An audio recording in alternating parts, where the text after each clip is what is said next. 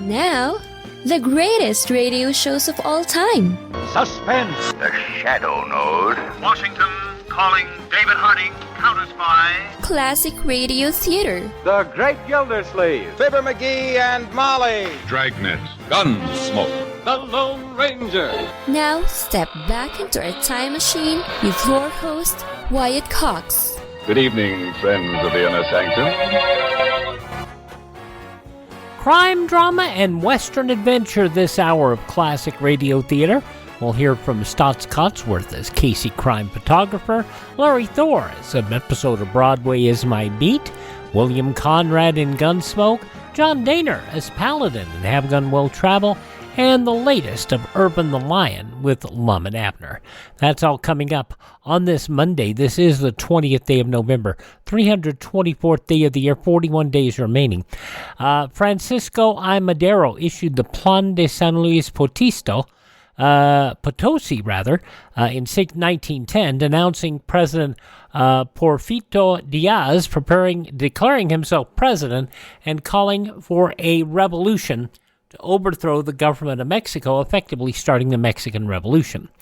In 1945, trials against 24 Nazi war criminals started at the Palace of Justice at Nuremberg. You must plead guilty or not guilty. Bekenne mich im Sinne der Anklage nicht schuldig. Rudolf Hess. Nein. That will be entered as a plea of not guilty. The opening of the Nuremberg trials on this date in 1945. Princess Elizabeth married Lieutenant Philip Mountbatten at Westminster Abbey in London on this date in 1947. For as much as Philip and Elizabeth Alexandra Mary have consented together in a holy wedlock, and have witnessed the same before God and this company, and thereto have given and pledged their troth either to other, and have declared the same by giving and receiving of a ring and by joining of hands, I pronounce that they be man and wife together in the name of the Father and of the Son and of the Holy Ghost. The marriage of the woman who would become Queen Elizabeth and Prince Philip on this date in 1947.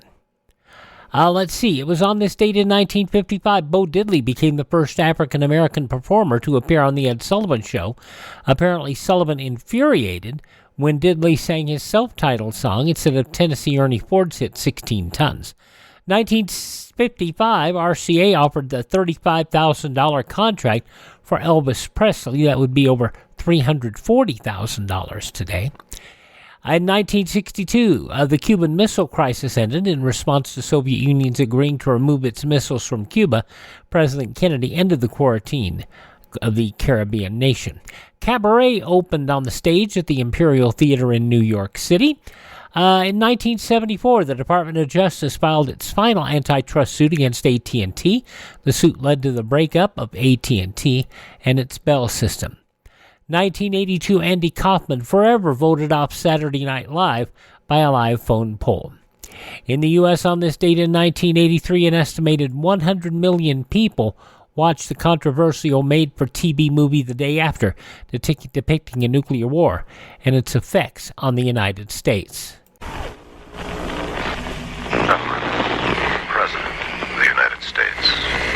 My fellow Americans, while the extent of damage to our country is still uncertain, and shall probably remain so for some time, preliminary reports indicate that principal weapons impact points included military and industrial targets in most sectors of the United States.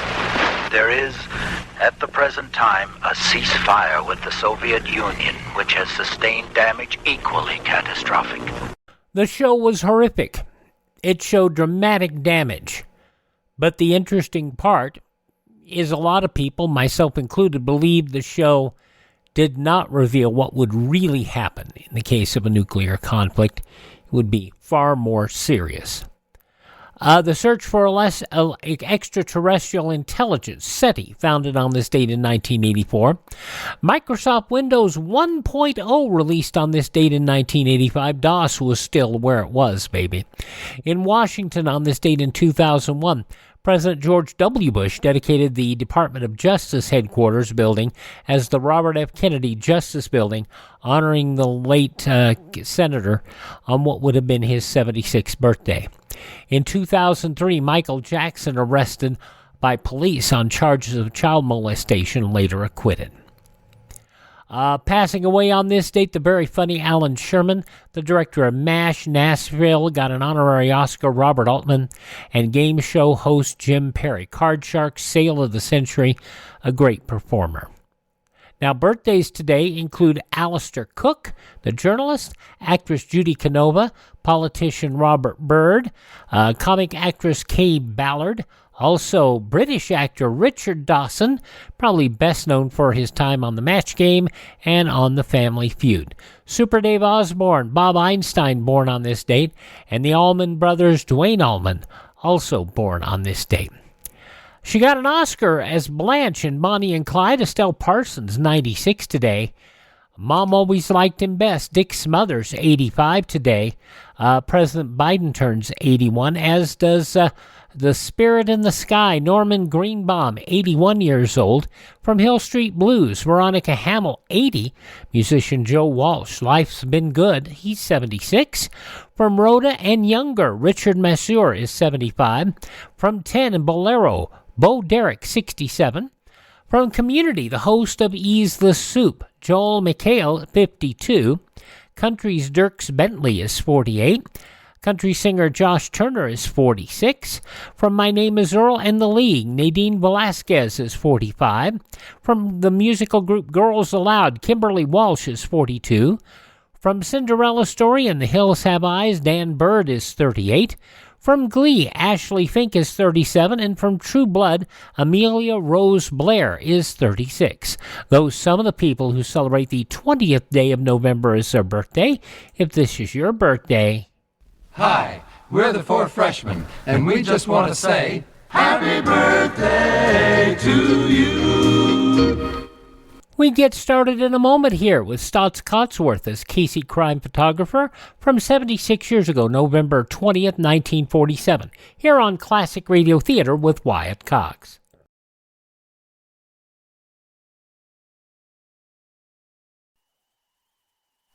Take one small Chinese schoolboy, add a score of teenage hot rod addicts, some husky New Orleans high school football players, a middle-aged San Francisco banker, some truck drivers willing to work without pay, and what have you got? An unlikely combination, sure, but in this case, you've also got the solution to a problem that troubles a lot of cities. In both New Orleans and San Francisco, the community fallout shelters were located and marked and empty. No emergency rations, no water drums, no medical or sanitation or radiological equipment, none of the things that would spell survival if those shelters were ever needed. The Defense Department was ready to supply them all free of charge, but the local governments had to do their part by moving them into the shelters. And since the city budgets were strained, there was no money available to do the job, to hire the trucks or pay for the manpower. That was the problem New Orleans and San Francisco faced. And that's when the Chinese boy, the banker, the hot rod kids, and several hundred other assorted citizens decided to take a hand and come up with the answer. If you'd like to know how they did it, and how your own community can do it too, the story is told in a colorful new half-hour motion picture titled The Day That Made a Difference. It's one of several unusual films now being made available by the Office of Civil Defense for free public showing. Classic Radio Theater with Wyatt Cox. Interestingly enough, I can't find that film. It should be out there somewhere, and it should be public domain since it was a government production. Alrighty, crime drama now. Casey crime photographer starring Staats Cotsworth from 76 years ago, November 20th, 1947, and The Earned Reward. The Anchor Hocking Glass Corporation brings you Crime Photographer.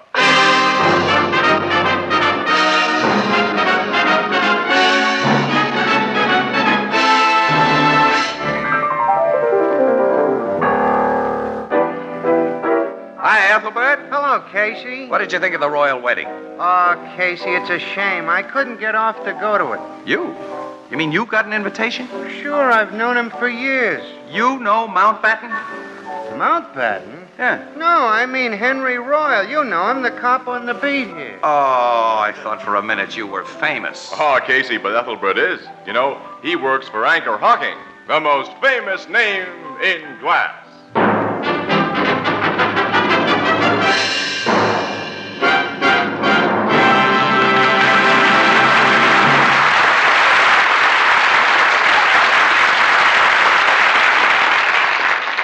Good evening, ladies and gentlemen. This is Tony Marvin.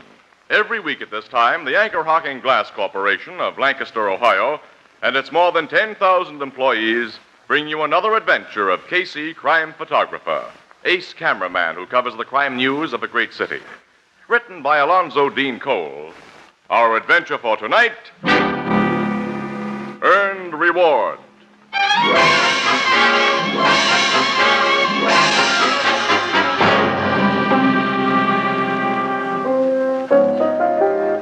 8 o'clock in the evening, the Blue Note Cafe.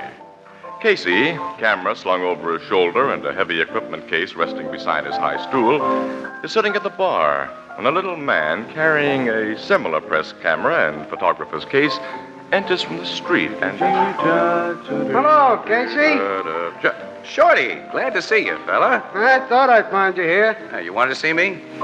Didn't you think I'd be looking you up? This was payday. You lent me $100 last week, Casey, so here's 10 of it back. Put that dough back in your pocket. Your kid's still in the hospital. But she's okay now. Came through the operation swell. That's good. And the missus made me promise I'd give you this today. That Century pulled us out of a mighty tough spot. Now, you tell the missus to forget it for a while. If one camera guy can't help another without women butting in, it's too bad. Okay, Casey. Going on a job, Shorty? Oh, just a political meeting in the old Caledonian Hall on Farley Street. Oh, one of those back page fillers, huh? Yeah. Well, after the beat you got on that Bernstein killing, you can afford to sit back for a while. I got the break of a lifetime on that Bernstein job, didn't I? Yeah, I'll say you did. You were only a few feet away when Joe Mosley shot him. Oh, not that close. Mosley had made his getaway before I could get a real hot shot of him. But I got swell close-ups of Bernstein lying in the gutter before the cops showed up. Yeah, you know, it's too bad hot pictures like that were wasted. What do you mean, wasted? They should have been running a good paper like the Express instead of that lousy sheet you work for. Oh, nuts to you. Here you are, Casey. Thanks, Ethelbert. You know Shorty Irwin of the Globe, don't you? Sure. Hiya, Shorty. Oh, fine, Ethelbert. Casey tells me you're the guy who beat him and all the other press photographers on the Bernstein murder. Yeah, that was my lucky day. Say, I see a reward's been offered for information leading to the capture of Joe Mosley, who shot Bernstein. Yeah, $5,000. That's a nice piece of change. I could sure use it. You and me both. I hear the cops been looking for him almost 2 weeks now without finding hide or hair of him. He's a smart cookie. Just a dumb, kill-crazy gorilla who's had a lot of luck and a clever, crooked lawyer for a brother. And now, when the cops catch him, even a mouthpiece like his brother Frank can't save him from the chair after that Bernstein job. Frank usually has some shyster trick up his sleeve, Casey. He'll go all out to save Joe like he did for his other brother, Tony. Got him out after 2 years. Hey, there's 3 Mosley brothers? Oh, sure. Tony was a camera guy like Casey and me, Ethelbert, on the old Inquirer, until he got caught doing a blackmail business on the side. He got 2 years for that. Should have had 10. Yeah, he's back in this town now, running a little photo studio on the south side. I guess he's been keeping his nose clean, though. I wouldn't lay any bets on that. Oh, say, I gotta get down to East Farley Street. Yeah, I gotta be moving toward the office myself. I'll see you guys later, and, I'm much obliged, Casey. Forget it, Shorty. Give my best to the missus and the kid, huh? I will. So long. So long, fella. So long. So long, Shorty. Nice little guy, Shorty Irwin. Yeah, he's tops. I hear his kid's been sick. Well, she's okay now, he says. Oh, that's good. One of the fellas on his paper tells me he's had an awful lot of expense with her. Said Shorty even had to hock his life insurance to raise dough. Did you hear that? No, I didn't. He was thanking you for something when he went out. Casey... he was thanking me for a tip on a horse I gave him. Oh. The tips you give out on horses don't call for gratitude. They call for revenge. Nuts to you. Well, I gotta be going. Put this sandwich on the cuff, Ethelbert, will you? After Annie and I stepped out last week, angel face, I'm a little short. Okay. Yeah. Well, so long. So long. Well, here comes Miss Williams. Oh, hello, Annie. Hi there. Hey, Casey, there's a big fire downtown, and City Desk told me to pick you up and get down there right away. What kind of fire? Where downtown? An old frame tenement house. People are trapped in it. Hey, that's front page stuff. Sure, come on. It's on East Farley Street. Yeah, East Farley Street? Yeah. Holy smoke. Shorty's already on his way there. That little mug will see that fire and get another beat on me. Well, he's a pal of yours, Casey. What do you... I got no pals when it comes to getting pictures. Come on, Ann. We gotta make this fire before that shrimp gets all the gravy.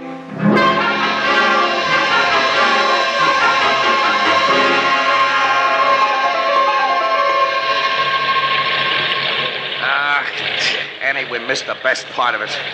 Another 5 minutes, they'll have the fire out. Boy, it must have gone up like a haystack. Shorty probably got it while the blaze was at its best. He had a head start, too. Well, take another shot. It won't be any good. Well, hurry up. I want to find the fire captain and get some dope on the people who are trapped in there. Okay. All right, come on. Captain Glennon ought to be in charge. Yeah, there he is. Hey, Cap! Hello, Casey. You just got here? Yeah. Hey, was Shorty Irwin here while it was going good? Yeah. I saw Shorty working his camera all over the place. Yeah, Annie, I knew it. Hey, Captain Glennon, the report we got was that several people were trapped in this tenement. We think one man was caught in there, but no one else. Oh, one man? A neighborhood bum who... Hey, Stanley, straighten out that number 2 hose line. Okay, Cap. You say the man was a neighborhood bum, Captain? Well, that's our guess, Miss Williams. This tenement had been condemned and was empty. An unidentified man was seen going into it tonight. Probably some poor devil who had no other place to sleep. Screams were heard from the rear, but we couldn't make any attempt at rescue. That's your story to phone in, Annie. Can't get any more until the ashes are cool enough for men to go in there. That won't be long. The way we've watered this place, you better stick around. Yeah, we will. Yeah, well, thanks for everything, Cap. See you later. So long, Casey. Hey, where are you going, Casey? To the roof, one of those tenements back there. And May got a high-angle shot. Maybe Shorty didn't think of that. Come on. Okay. There's an alley here that we can cut through and save time. It's terribly dark. Yeah, these buildings here cut off what's left of the fire glow. I can't see a thing right here. Neither can I. I got a guiding sense in the dark, anyhow. Give me a hand, I'll help you. Oh! Hey, what's the matter? I stumbled into something. Almost broke my big toe. Look at it. It was this box. Did that kick you gave it make your toe feel better? I don't see anything funny. I don't see anything at all. All right, come on. We haven't got all night. Oh! What's Annie? I just stumbled into something. Hey, Casey, I almost fell, and I touched something warm and soft. What? Yeah, light a match. Light a match and see what it is. Okay. Good Lord. Hey, it's a man. Man lying on his face in blood. Here, hold the match while I get a look. Okay. This guy's still warm. Turn him over and see. Casey! It's Shorty Irwin. Yeah, Shorty Irwin. Oh, wait a minute. He's not breathing. Oh, the match is gone out. Never mind the matches. Run back to the end of this alley and find a cop. Have somebody phone Logan at homicide and hurry. Yeah, okay, Casey. And get a doctor, Annie, quick. Maybe Shorty isn't dead. Yeah, I will. Guy's got a wife and a sick kid, and he was broke. Who could have shot him? Who and why? What? Who's there? It was me, Guy. Only me.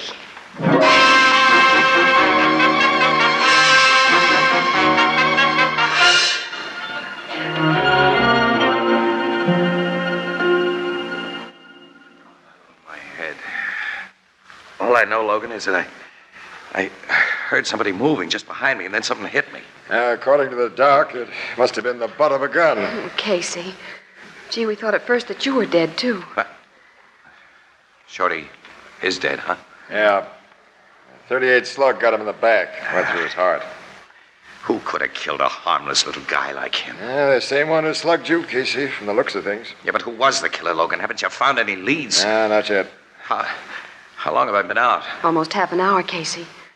Gee, I'm so worried. It's all right, kid. I'm okay. I was born with a thick skull. Hey, you knew Irwin pretty well, Casey. Can't you think of some reason why... There wasn't any reason, Logan. No, don't question Casey now, Captain Logan. The doctor says he's got to go to the hospital. Hospital? Oh, no. Forget it, Annie. Logan, you remember Shorty got a beat on the Bernstein murder. Maybe Mosley thought Shorty got a picture that would help strap him in the chair and... Now, forget about Mosley, pal. He's dead. Who's dead? Joe Mosley. He was the man who died in the tenement fire, Casey. Joe Mosley? Yeah. Fireman dragged out a charred body shortly after you were socked. It was lying just inside what was once the back door. Here's what they found on it. That watch has Joe Mosley's name engraved on the case, Casey.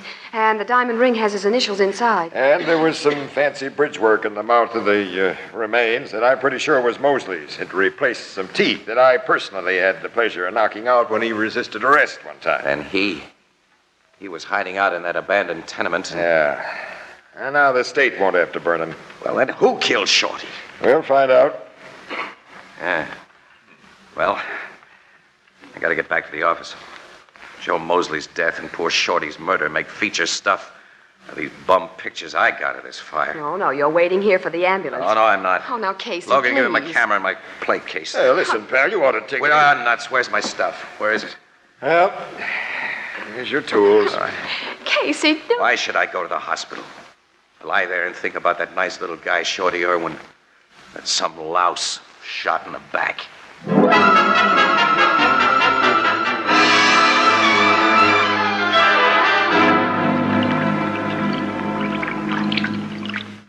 You're not fit to be working, Casey. That's Even all City right. Desk wants you to go home and let somebody Will else you lay finish off, this- please? Look, wait a minute, will you? I'm trying to develop these films that I shot. You got no business in the darkroom anyway, Annie. Okay, if you want me to go out. I'm sorry, kid. I'm sorry. I didn't mean that. It's okay, I know. I understand. Let's see what I got here. Huh. Hey, I don't remember shooting anything from this angle. Wait a minute, let me see another. Annie. I didn't take these pictures. What? Well, there's a shot here of... Get on the phone outside and call Logan right away. Sure, will but you? what's it all about, Casey? What have you found? I won't be sure until I made a print of this negative. But I think I've got a picture of Shorty Irwin's murderer.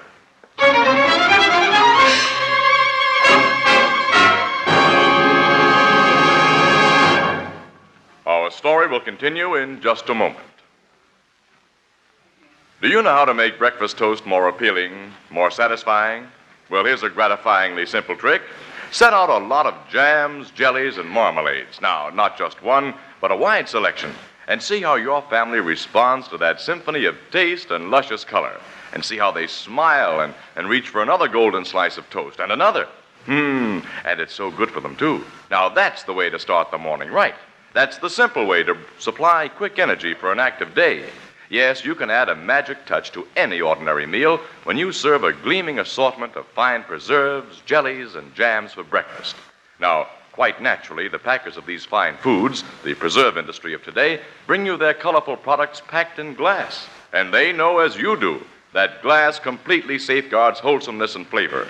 And crystal clear glass provides a rainbow of color on your table. Anchor glass containers and modern anchor hocking sealing methods bring you flavor at its peak. Anchor glass containers and anchor caps are both products of Anchor Hocking, the most famous name in glass.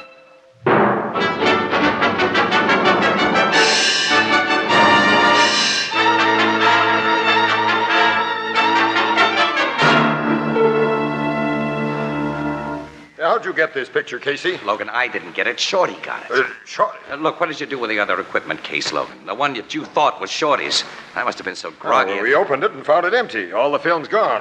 That explains everything. Look, what do you see in this picture I brought you? Two guys walking up an alley with their backs turned. But one of them is looking around over his shoulder. You can see his face. And it's the face of Joe Mosley. Yeah, you're right. In spite of the watch, the ring, the bridge work, Joe Mosley wasn't burned up in that fire because Irwin was killed after the fire was almost out. That's right, Captain. It wasn't Mosley's body that was found. No, it was just some poor devil of Joe Mosley's size, with his stuff planted on him, teeth and all. Yeah, sure. And the old gag was pulled so good I almost fell for it. Almost? Well, you did fall for it, pal.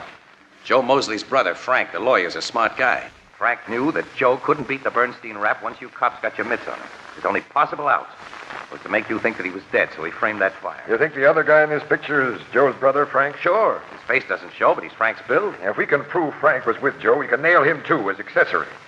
I've always wanted to get that tricky shyster. Well, Logan, look, here's what I figure happened. Yeah? Joe Mosley went into that tenement tonight and planted his watch and ring and an extra set of bridge work on another guy who'd been smuggled in there unseen, probably doped or already dead. And then started the fire yelled a couple of times after the fire got going, and sneaked out the back way into that alley, where his brother Frank was waiting to see that everything went according to plan. Yeah, but where does Shorty Irwin fit in? Shorty went into the alley for the same reason I did, Logan, to get a picture of the fire from a new angle.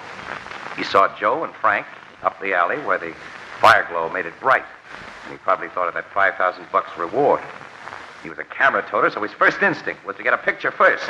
He called the cops afterwards. Well, Shorty snapped his shutter and started to run, putting the film he'd just exposed into his case as he ran. And then Joe shot him in the back. And he was about to take the films from Shorty's case when we came into the alley. That's it, Annie. And the box that I stumbled over was really Shorty's equipment case. After Joe slugged me, he took the films from my case thinking that they were Shorty's. Yeah, that must be the way it happened. So now we still have to find Joe and Frank Mosley. Yeah, I think I know how to get both of them. And where. What do you mean? Well, all you got to do, Logan. Now, wait a minute. Before I pass out any more information, Logan, I want an understanding about that $5,000 reward. Reward? Yeah, I want it. I want it all. No divvies with you or any other cops. Ah, you rat. Huh? A pal of yours has been bumped off, and you'll help nail the guys who killed him only if you can collect $5,000. Logan. You heard him, Miss Williams. You honestly In my racket, we know what guys will do for money. Okay. I said I want the $5,000 and no divvies. I don't make any deal. No, out for the pot yourself now that I've shown a lot of cards. No, but I'd have a legitimate right to be out for it. I wasn't a personal friend of Shorty Irwin. You lousy. Okay. I'm playing this my own way. And I'll see you later, Logan. Hey, Casey, wait for me. I'm not waiting for anybody. And the next time I see you, Logan, I think I'll knock your teeth out.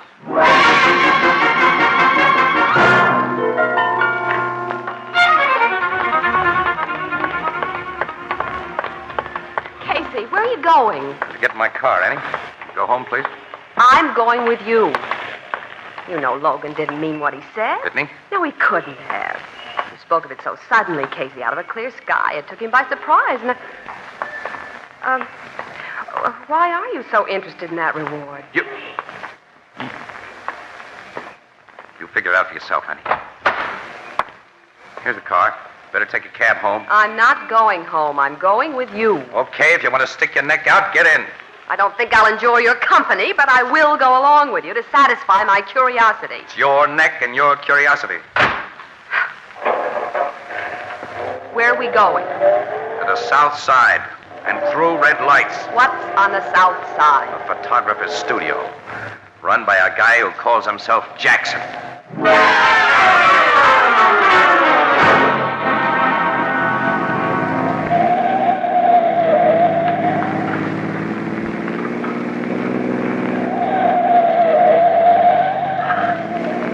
Casey, now that you've thought out enough to tell me that one of Joe Mosley's brothers runs Jackson's studio, I would like Annie, to know... wait a minute. I'm sorry I acted like a heel to you, but it was Logan. He made me so sore. Well, stay sore at Logan if you want to, but will you explain why you're going to call on this Jackson, who is really Tony Mosley? Well, Frank Mosley will want to have the films that Joe thinks that he took from Shorty's kit developed to make sure that they have the incriminating picture. And Tony, Mosley brother number 3, is the logical guy to do it. But they took the film from the alley, why, it's over an hour ago. I know. I don't think Frank would take a chance of just driving to his place in a beeline. Laying even money that we get to Tony's about the same time they do. Well, if you're right, you can't capture a killer like Joe Mosley single-handed. Give you odds on that. Casey, you don't even carry a gun. Got one tonight. Borrowed it before we left headquarters. Oh. Well, Tony's joint's just up this block across the street. Park right here. What? Studio's upstairs place, huh? Yeah, it's on the second floor. There's hardly anyone on the street. No policemen. Look, we can't take a chance on going up there. We're not going up there, Annie. You're staying right in the car. Oh, no. Yeah, honey, look, I want you to be out here watching. If you don't see me come outside in 5 minutes, you make for that drugstore in the corner and phone the cops. Well, yeah, okay. All right, but if you have to call them, Annie, make it very clear that I'm not splitting that reward.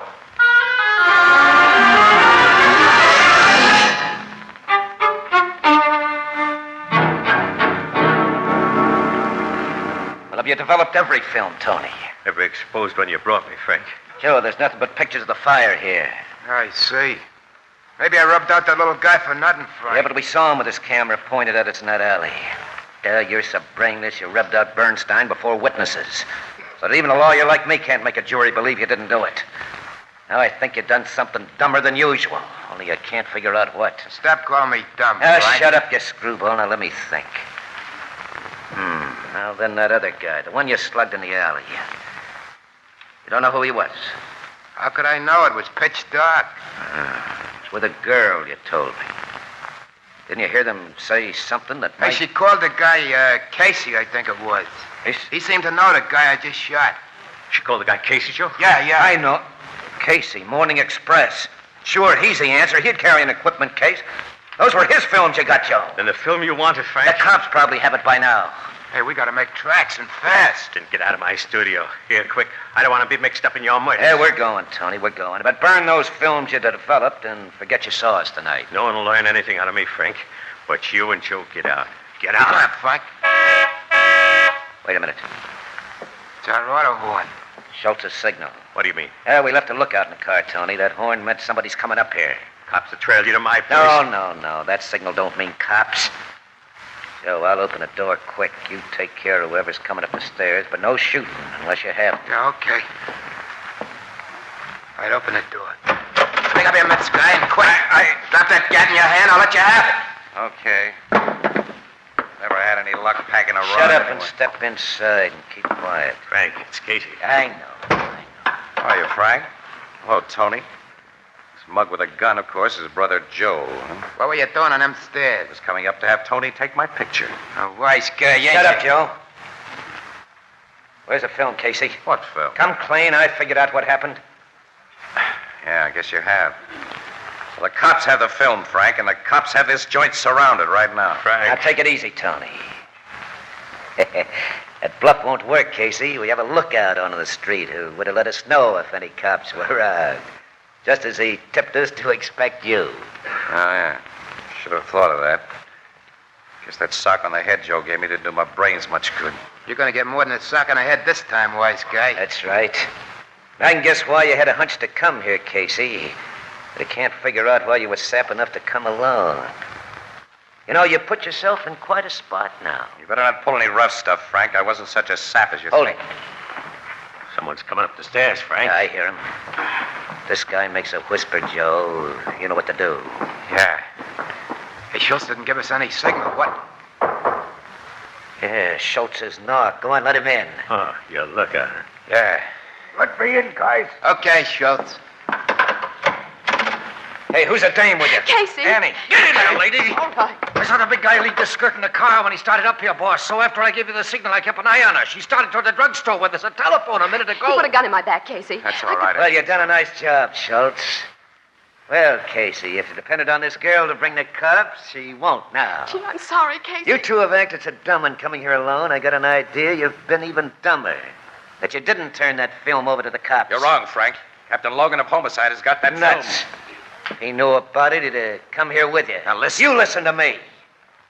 Where is that film? Casey just told You're going to where- tell us the truth. Tell us where it is.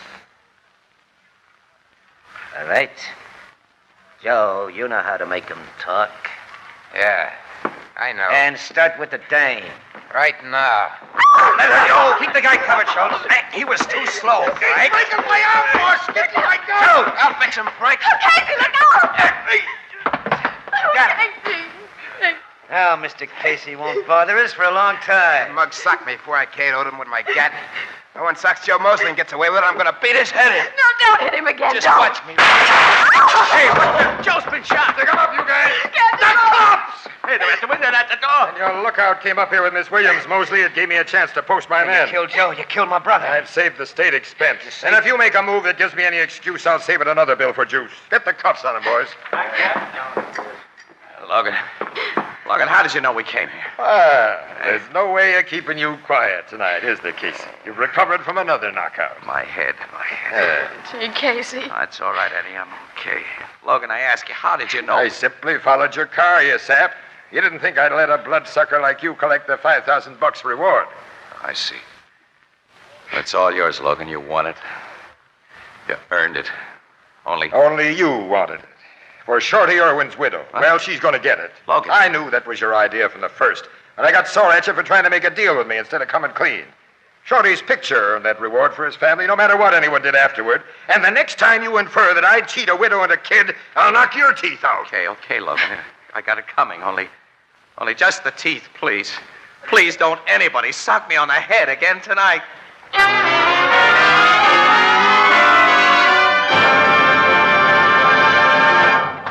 We'll join the crowd at the Blue Note in just a moment. It's just a week to Thanksgiving and a real old-fashioned turkey dinner with all the fixings. And to make that fine meal even finer, serve plenty of delicious oven-baked side dishes. You know, there are so many tasty dishes that'll make your dinner look better and taste better when they're baked in Fire King oven glass. Sweet potatoes, baked onions, baked tomatoes, cornbread, pies, and puddings. Why, your family will enjoy those steaming casserole dishes when they come to the table warm, fragrant, and appetizing in beautiful pale blue Fire King oven glass. And it cuts down the work after the meal because Fire King oven glass is so amazingly easy to clean. Now, you'll find Fire King oven glass at 5 and 10 cent stores, department stores, and all other stores selling household glass. Fire King prices are amazingly low, and every piece is guaranteed for 2 years against oven breakage. Fire King oven glass is a product of Anchor Hocking, the most famous name in glass.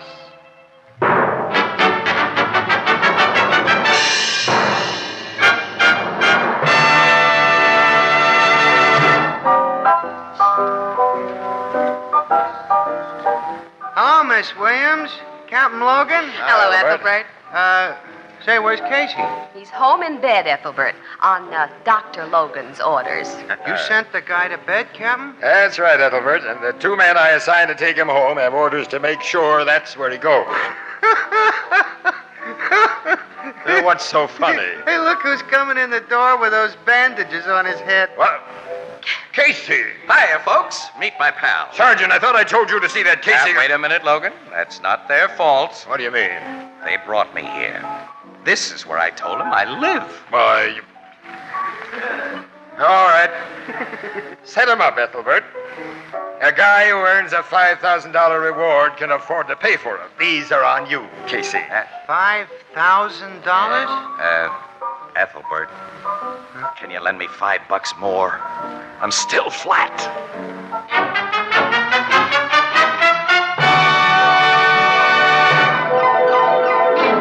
Crime Photographer, starring Staats Cotsworth as Casey, is brought to you each Thursday by the Anchor Hocking Glass Corporation, makers of Fire King oven glass, Anchor glass containers, Anchor caps and closures, all products of Anchor Hocking, the most famous name in glass.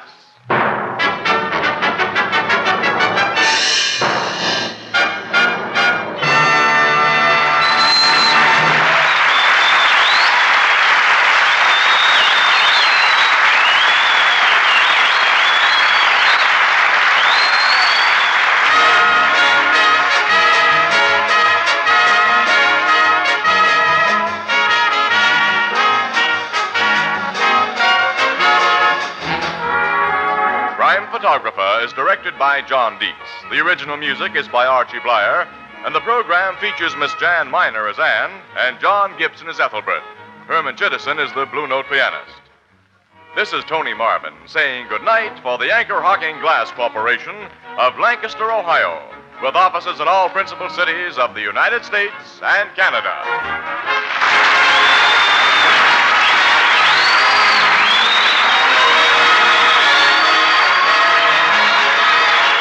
This is CBS, the Columbia Broadcasting System.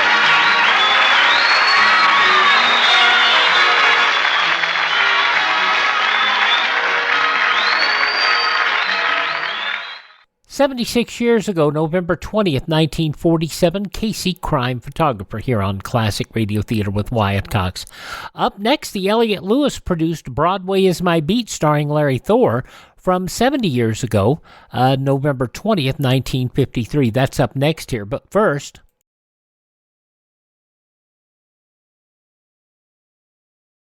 Alphabetical labels have become a part of our national language, a kind of government shorthand. Now we have a new one, CSP. CSP stands for Community Shelter Planning. To date, fallout shelter spaces have been located for over 165 million people in more than 180,000 buildings. So far, so good. Now, under CSP, Civil Defense is moving toward planned use of these shelters at the local community level. CSP will enable a local government to inform the people where to go and what to do in case of nuclear attack. CSP will designate specific shelters to be used by people located in specific areas. It will give instructions on how to improve protection existing in homes, including action that can be taken to do this in a crisis period. Community Shelter Planning, or CSP, is the foundation of local emergency readiness. And just so you know, we're not really ready today, but that's just my opinion. Now, more crime drama with Larry Thor starring in an episode of Broadway Is My Beat, 70 years ago, November 20th, 1953.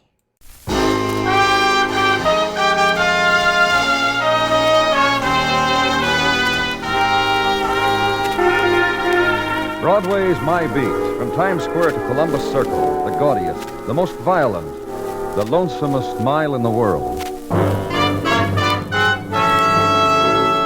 Broadway Is My Beat, transcribed with Larry Thor as Detective Danny Clover.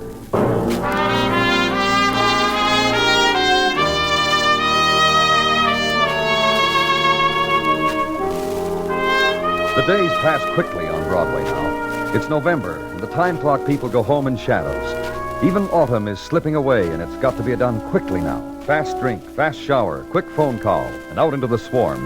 Out into the spilling darkness and eddies of crowd and furious street. For November night is torrents, is rockets of color, is sudden swift rush of riot. So grab a partner and hang on. The time is dying, starting tonight.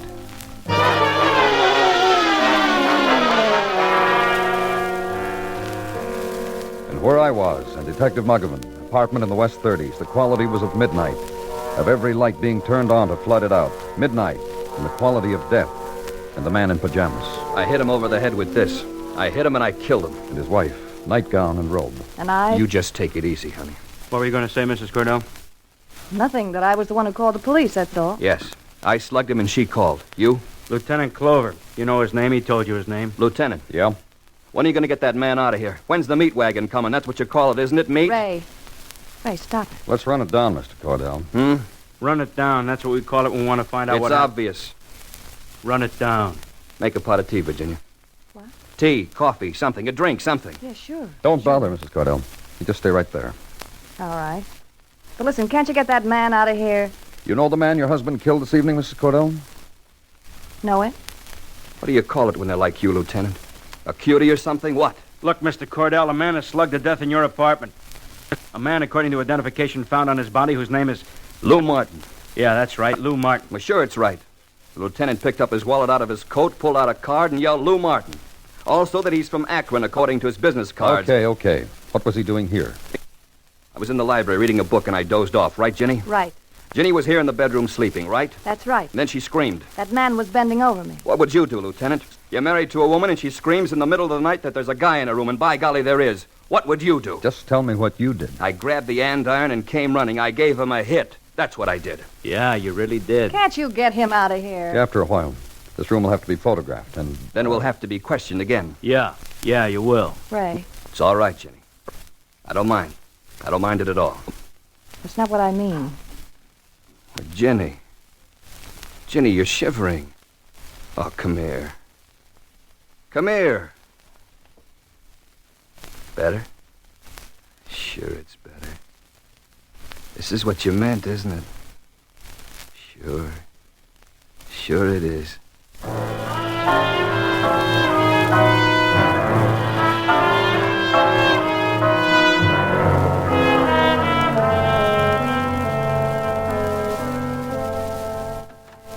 Danny? Good morning, Gino. Come on in.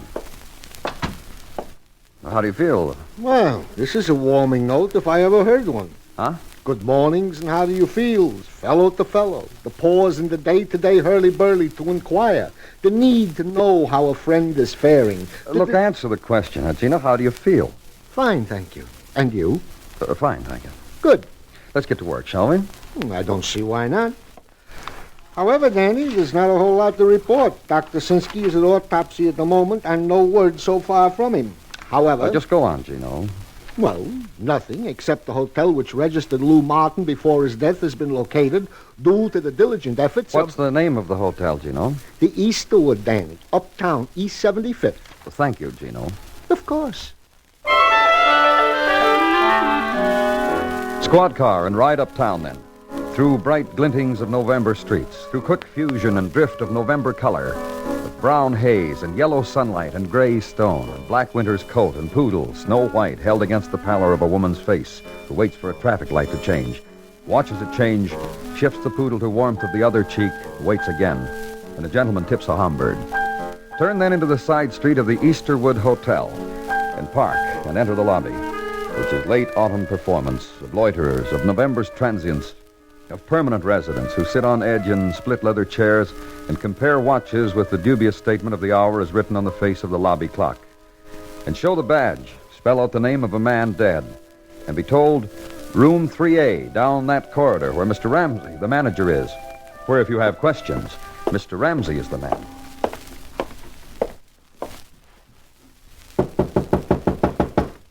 Come in. Mr. Ramsey? Yes.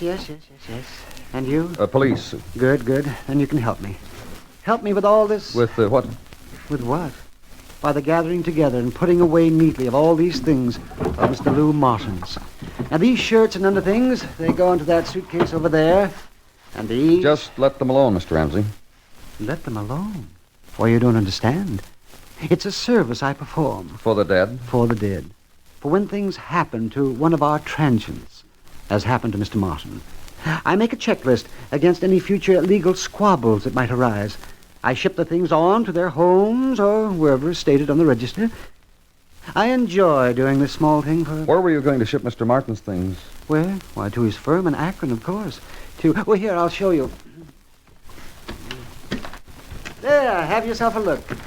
Calendars, sample calendars, Mr. Martin's line. This type of calendar, the firm is stated here in small print right below the... Well, I had them all packed, and there's where I was going to send them.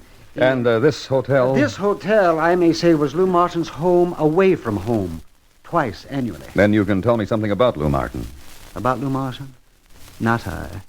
Angela, if she's there. Angela? Sometimes drops in on our bar and hangs around. Lou introduced me to her. Lou promised Angela once she could pose for a calendar. So Angela would be the logic one for you to talk to. Oh, come on, let's take a walk and see. Oh, these things of Lou Martin's, Yeah, we'll take care of them. You'll take care of them. Well, that's good. Then come along.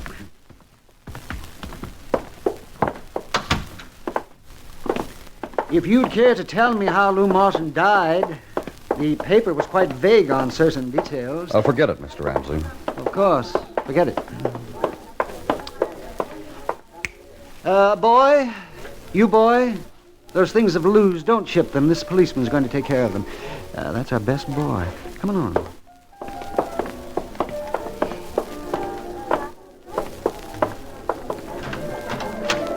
Our bar, the cozy room. Well, now, let me see if she's here. Oh, yes, there's Angela. Cozy, alone, blonde, sipping the frosty. Enjoy yourself. Thanks.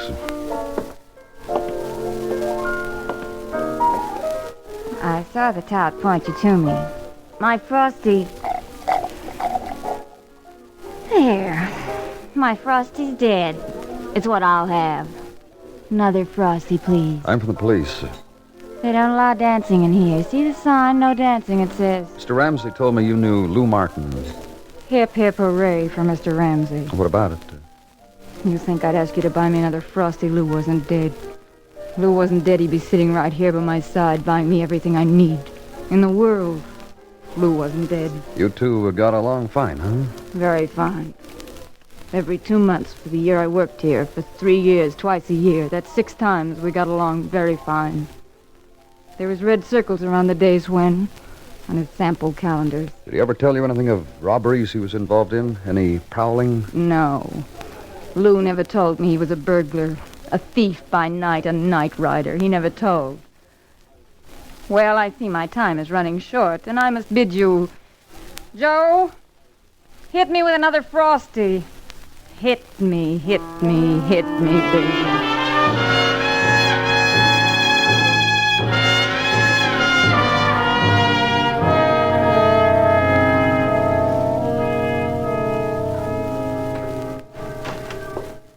On my way home, Danny, I thought I'd check you on a couple of things before... On what, Muggavan? Well, I picked up Lou Martin's things at the hotel like you told me. Being run through technical now. So far, just a few chuckles and elbow pokes from those giants down there over the artwork on Martin's calendars. Yeah, anything else? Oh, yeah. Made a routine check on that girl, Angela, you talked to, works the bar. Yeah. Touts hotel clients and the drinks. When Lou Martin was around, her word for the season was hands off. Must be a few thousand Angelas in New York City, Danny. So is it all right if I go home now? Oh, sure. Good night, Muggavan. Oh, I promised the missus I'd take her to a movie tonight. She called special on the phone to tell me she's sick and tired of I don't take... Hey, you care to come along, Danny? My treat. You and me and the missus. Then after we could... You'll pardon me, Detective Muggavan? How about you, Gino? You want to go to a movie with me and the missus tonight? My treat. Thank you, no. I have made other arrangements with my own missus. Thank you kindly, however. Yeah.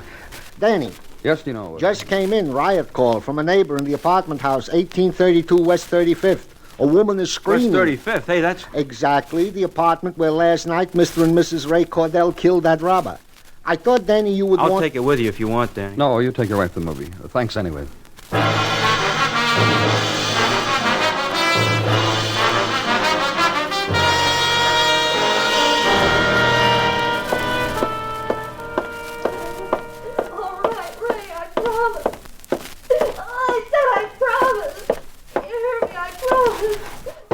Open up. Open up. Who asked you... You having some trouble, Mr. Cordell? Neighbors been eavesdropping, huh? Yeah, they have. Let's go in, huh, Mr. Cordell? Jenny and me, we just didn't see eye to eye on a thing, so I let her have my point of view. That's no cause for a neighbor to yell cop. That's no reason... Cordell? Ray's right. There's no cause. He's been beating you, hasn't he? He doesn't know, does he, Ray? He doesn't know how we are, we two. Ray, honey. What do you want, baby? Lean close, honey bunch. That's it. Oh, I love you, I love you, I love you. Ray, honey. Honey bunch. You see, Clover? A man and a wife. And a love like it's never been.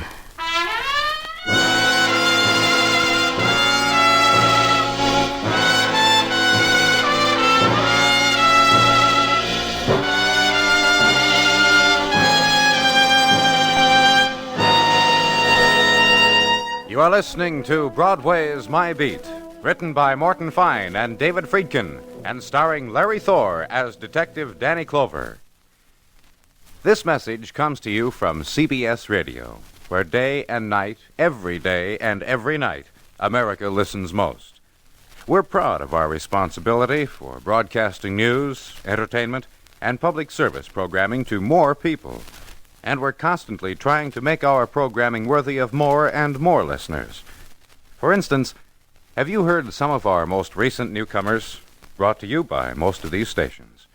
There's Les Paul and Mary Ford at home, two talented instrumentalist vocalists who prove on their round-the-week visits that good things come in small packages. And have you been listening to the Julius LaRosa Show, now 3 evenings a week at the Star's Address? This brilliant young man has gone straight to America's heart, with his voice and with his personality. We hope you've been enjoying, too, those visits with the Correlaires, our much-expanded barbershop quartet, with a singing style that's won them loads of friends. So, keep tuned to the Star's Address. Keep listening to CBS Radio.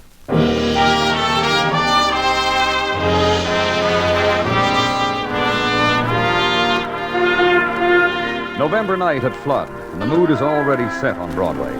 Laughter muffled against the fur piece, and the warm words out of the mouths of hawkers turning to mist on the chill night air, and mirrors that earlier glittered, dimmer now and hazed and worn with having held the sharp images of the day things, of the day girls who dipped in flight, made scarlet their mouths, engraved their reflection on mercuried glass, and darted away.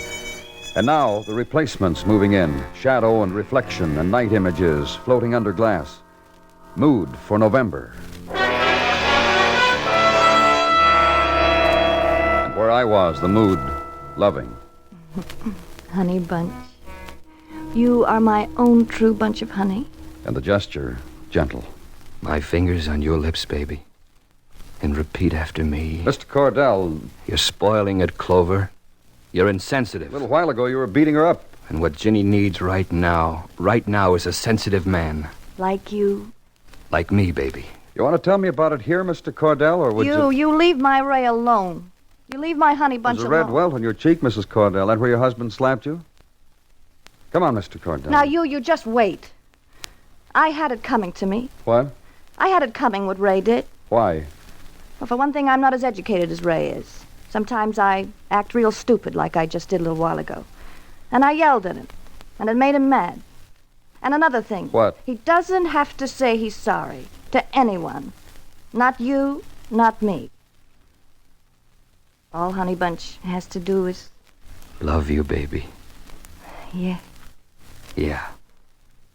You beat on our door, Clover, and you brought love and light back into our little home. What more can you want? Last night you killed a man. A thief, I don't know what, who came to the wrong place for what he wanted. We gonna rehash that bit again, Clover? Yeah, we are. Ray. Hush your little mouth, baby. You were saying, Clover. Did you know that man your husband killed last night, Mrs. Cordell? I told you last night I didn't. Earlier today, I checked to the hotel where Lou Martin was staying. Found out he was a salesman. Found out he visited town regularly. What are you trying to say, Clover? Just that Lou Martin seemed to me to be a reputable salesman. Why should he suddenly turn thief? You're really stupid if you think I'm smart enough to answer that. You better ask a doctor. You'll stick around, huh, Cordell? You and your wife? Stray from our love nest? You out of your mind? Baby, you tell him not to slam the door on his way out. Right now, I'm busy.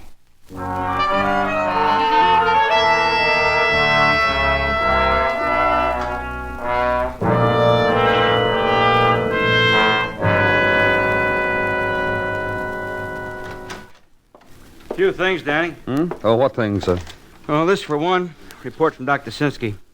You'll read it, you'll see. That Mr. Ray Cordell, he's a true champ with the andiron. The way he went over Lou Martin with it. Bones I never knew people had in him. You read it. It'll bear me out. Is there anything else? Oh, yeah. Legwork. Routine rundown of Mr. Ray Cordell. What about him? Artist. Illustrates kids' books. One of the top men in the field, I was given to understand. You know why? No, I don't, Muggavan. I didn't either till his publisher, Mr. Etlander, told me why. Ray Cordell, he said... give me a minute. I'll try to remember Mr. Etlander's exact words. Well, Muggavan? Ray Cordell, he said, an innocent, a creature of faith in his fellow man.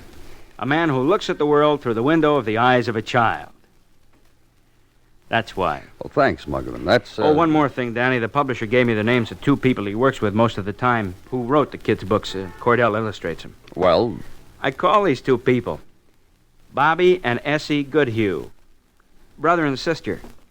Here's their address in the village. I told them you'd be around. Well, why, when you could have... Some people have got to be seen to be believed, Danny. From the way Essie Goodhue talked to me on the phone, I wouldn't want you to go through life without these two. Bye, Danny. And the village now, in the chill sunlight of November, and the walkers through it, boy in red turtleneck sweater, and against it, blonde beard. Sandaled young lady at tug-of-war with her terrier who spotted a Pomeranian. Old man in khaki shorts and knapsack who never leaves the area. Second floor trumpet. Third floor piano. Scent of fresh bread from a bakery that features day-old loaves at half price. And the walkers from out of town, walkers who gawk, who get taken, who write home how shrewd they've been, who buy leather pillows and autographed turtles and clever neckties. And right turn on 6th Street and red brick apartment house. And the muraled hallway of a Parisian scene with two-line poetry in praise of practically everything. And apartment you're looking for. Come in. Come right on in. And you did. Essie, look. Hi. I'm, Danny Clover. From the police. You've been waited for. We waited. Early this morning, a man called and said you'd be here. Essie answered the phone. And here you are. I've been told the two of you write children's books. Small, little stories. A is for the, B is for the, C is for the, you know. Or about the little girl who lost all her polka dots. And the puppy who chased the moon. Ray Cordell illustrates them, is that right? Yeah. Yes. Tell me about him. He's a gentleman. Yes, he is. And he does things delicately. Yes, he does. Have you heard what's happened to him? No. Tell us. It was in the papers, in all the... We don't read the papers. If we read the papers, we could not write stories for children. He beat a man to death. And what else? Essie. You just said that Ray beat a man to death. He's fooling us. Go on, Mr. Clover. He beat a man to death. And what else? He means it. Essie. What? Tell him. Tell him what? You used to like Ray. Did I? She used to like Ray. Do you want to get me in trouble? I'm not doing anything. Drop dead. Cliche. Let's all of us go downtown and get booked. You too. She used to like Ray. Come on, let's go. I didn't believe him, that's all. I didn't believe a guy like Ray Cordell was. What do you mean? Such a gentle guy.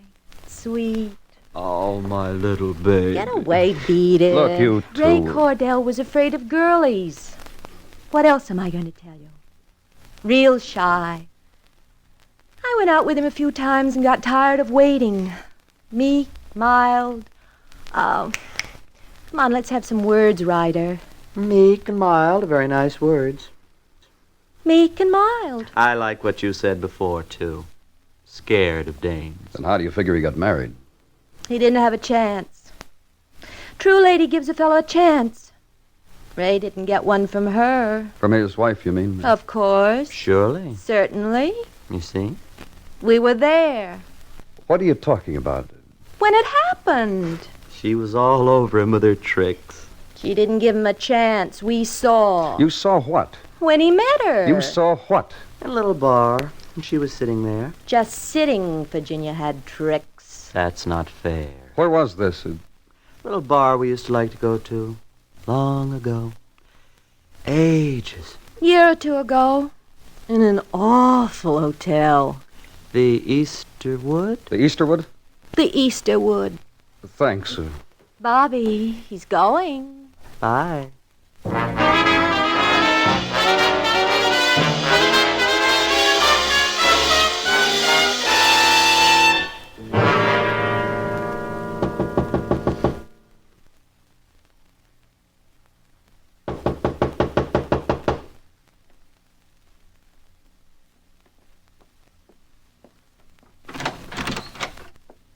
Oh, Hello, Mrs. Cordell. May I come in? Ray. Mind if I come in? Ray. What do you want? Ray. What's the matter? Can't you answer the... Ray. Oh. Yeah, what is it, Clover? He wants to come in. Come on in. You fond of us, Clover? This is your first visit in hours now. I've been asking around and... What a thing to do. Ray. Sure, honey. You can go make the beds. Stick around. Orders are what I give, not you. Just stick around, Mrs. Cordell. Ray. Okay. Okay, stick around for a minute. Paid a visit to a couple of people who write books. Bobby and Essie? Mm-hmm. Did you find out? Are they for real? I talked to them, and another man talked to other acquaintances of yours. So? From what I've been able to find out, you're a changed man. You think I'm changed, Jenny? Well? Well, not basically, honey bunch. You see, Clover? I'm still... Yeah. Okay, let's talk a little bit about the man you killed. Why? You like to start it off, Mrs. Cordell? Ray. What? He's been... How do I know what he's found out? Listen, Clover. What? Yesterday I killed a man. I've been through a lot. Now why don't you go away and come back? You know what's happening, don't you, Mrs. Cordell? I think so. What are you talking about? What's happening? Listen, I know your wife must have known Lou Martin. You're crazy. She hung around a bar that Lou Martin used to visit when I was in town. It's too much of a coincidence, the fact that he was killed here. Well, Well, what? Well, maybe she did know him. I got a feeling, Ray. Look, Jenny. I got a feeling you're going to break out in a sweat and start shivering in a minute. Look, Jenny. What are you going to do, hit me? Knock me around? Look, what's happened to you already. You're scared again. The man's got you in a corner. You know what you are. And you're whimpering. You know what she is, don't you, Clover? Knows I'm a girl who married a man like you. A nothing man. A weak... You know what she is, don't you, Clover? Lou Martin got in touch with you, didn't he, Mrs. Cordell? And you told him to come over. Yeah. Listen, Ray. I don't know what to do. Listen, baby. Before you found me in that place, I was getting frightened. I was getting up there. 36 is no chicken, honey bunch. So I told you a lie. I told you I loved you. It's a lady's privilege. What am I going to do? I figured, all right, this guy, you, he's a real gentle fella. Real shy, timid boy. You know you were the first girl I could talk to. So I said, sure, I'd marry you. But you turned out pretty terrible, honey bunch. Nothing. Very mild. You ready to go, Mr. Cordell? Please, Jenny. Look at you.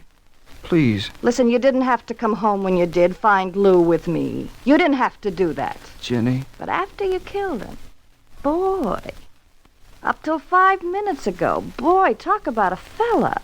A man-type fella. The way you took over. How easy you set up the story to tell the police. Talk about a fella. Just tell me what to do, that's all.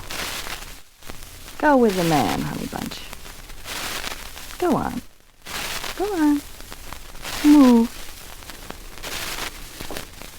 That's right. Go with the man.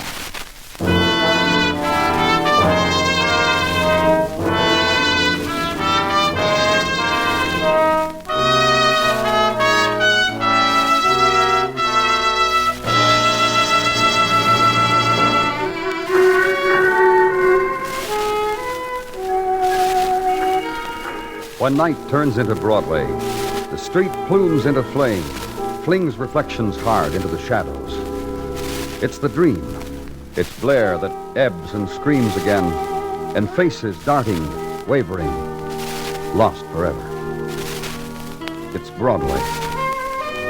The gaudiest, the most violent, the lonesomest mile in the world. Broadway. My beat.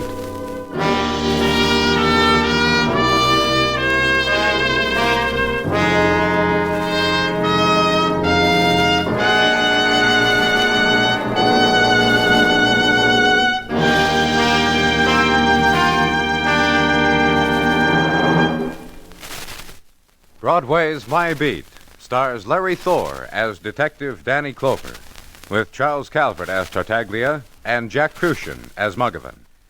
The program is produced and directed by Elliott Lewis, with musical score composed and conducted by Alexander Courage. In tonight's transcribed story, Herb Ellis was heard as Ray Cordell, Mary Jane Croft as Virginia Cordell, Gene Bates as Essie Goodhue, Jack Edwards as Bobby Goodhue, Howard McNear as Mr. Ramsey, and Eve McVeigh as Angela. Bill Anders speaking.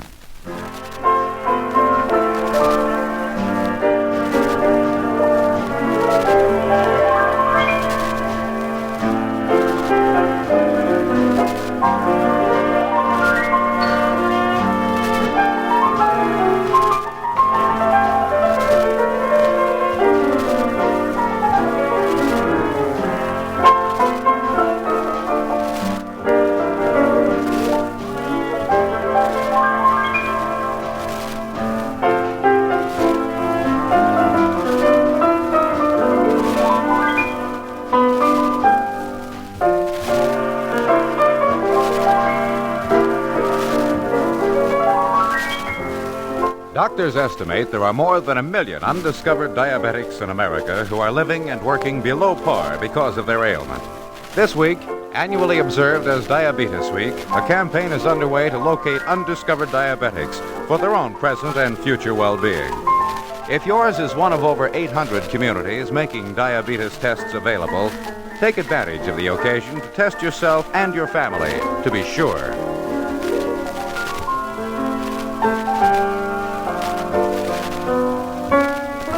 Your news is always accurately reported when it comes from the CBS Radio Network.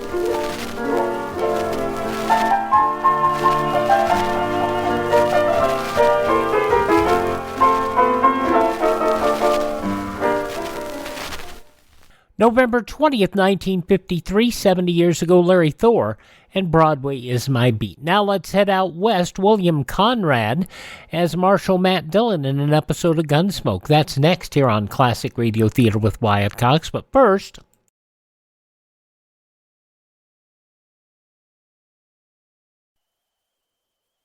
if we have the strongest military force in the world, do we still need civil defense? The Honorable Frank B. Ellis, Director of the Office of Civil and Defense Mobilization, answers that question for us today. Mr. Ellis. 20 years ago at Pearl Harbor, we found out that modern weapons and delivery systems had wiped out immunity from surprise attack. This lesson was important then. It is infinitely more important today. We are being propelled into a rocket age where travel in space at fantastic speed is not a dream, but a hard fact. Here, military preparedness is no longer enough. We must think of defense in terms of national survival. This includes civil defense. Survival of the individual and the family is the most important and commanding problem we face today. We know survival is possible. Radioactive fallout would be the worst threat after attack. We know that shielding gives protection from fallout, and shielding means shelter.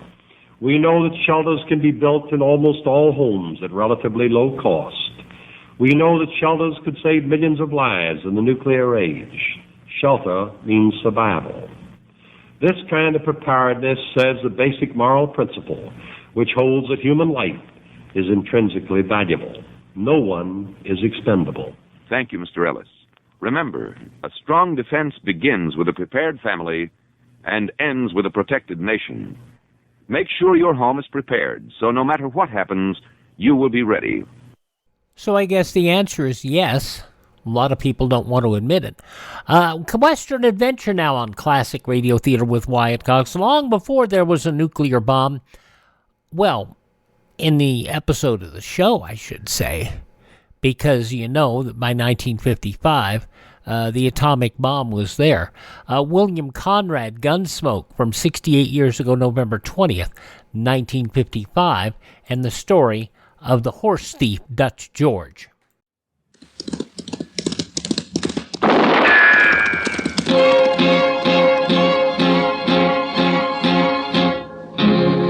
Gunsmoke, brought to you by Chesterfield. To put a smile in your smoking, always buy Chesterfield. Made the modern way with Accuray. Around Dodge City and in the territory on West, there's just one way to handle the killers and the spoilers, and that's with a U.S. Marshal and the smell of Gunsmoke.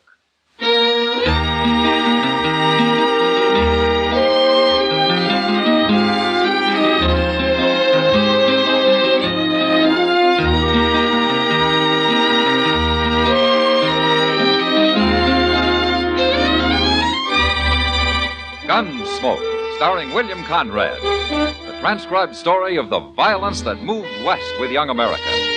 And the story of a man who moved with it. I'm that man, Matt Dillon, United States Marshal. The first man they look for and the last they want to meet. It's a chancy job, and it makes a man watchful and a little lonely.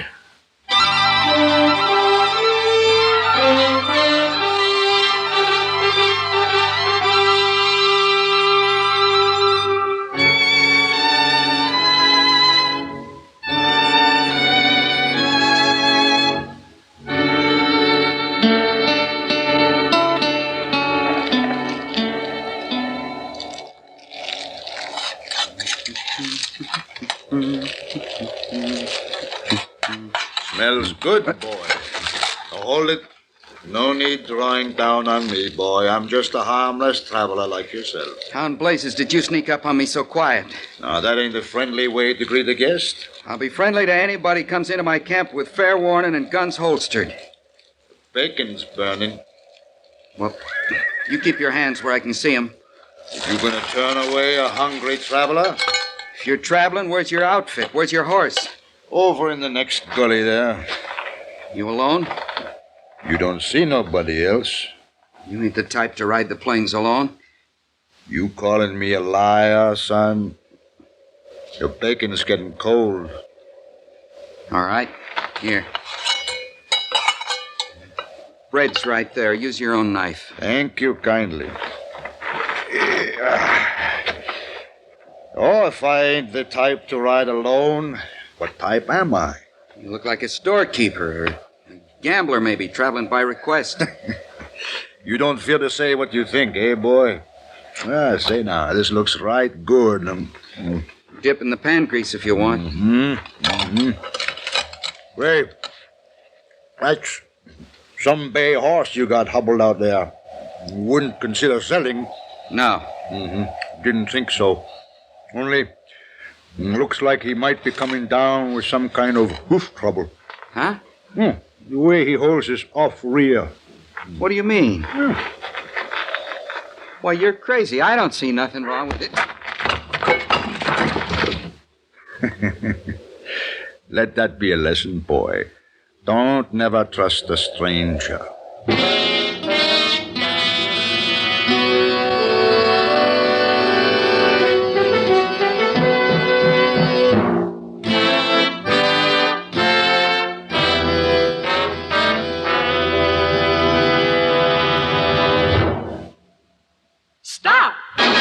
Start smoking with a smile with Chesterfield. Yes, put a smile in your smoking. It's as easy as ABC. Because Chesterfields made with Accuray are A, always milder. B, better tasting. C, cooler smoking. Yes, a Chesterfield is always milder. Accuray controls your Chesterfield in the making.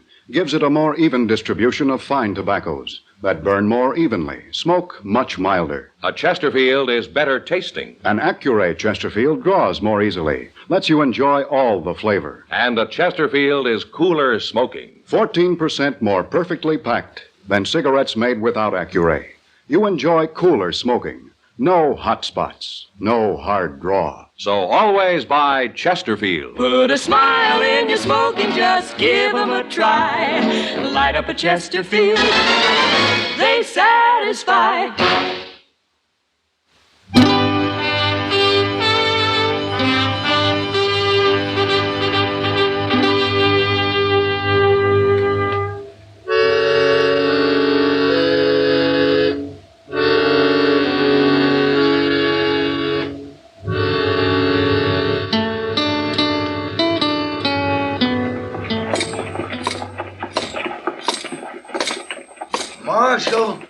Marshal Dillon.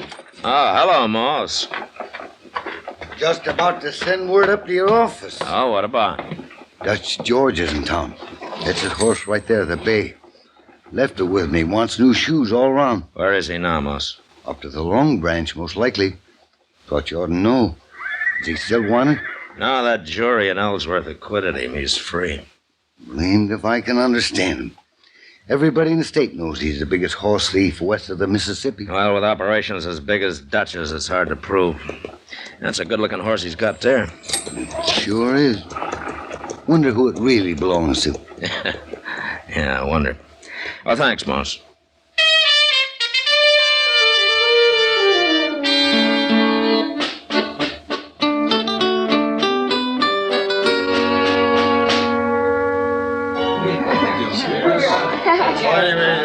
Mac, I'm glad you're here. Look at him, all clustered around like he was a governor or something. Yeah. Some poor man steals one horse, they string him to a tree. He steals 1,000 to make him a hero. Well, you'll get caught, too, sooner or later, Kitty. I'll be back in a minute.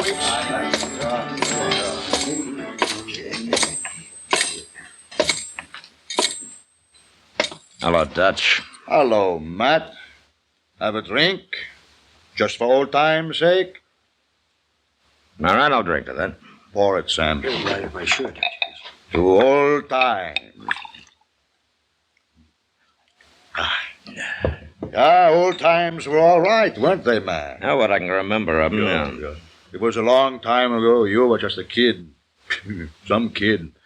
Always pestering me with questions.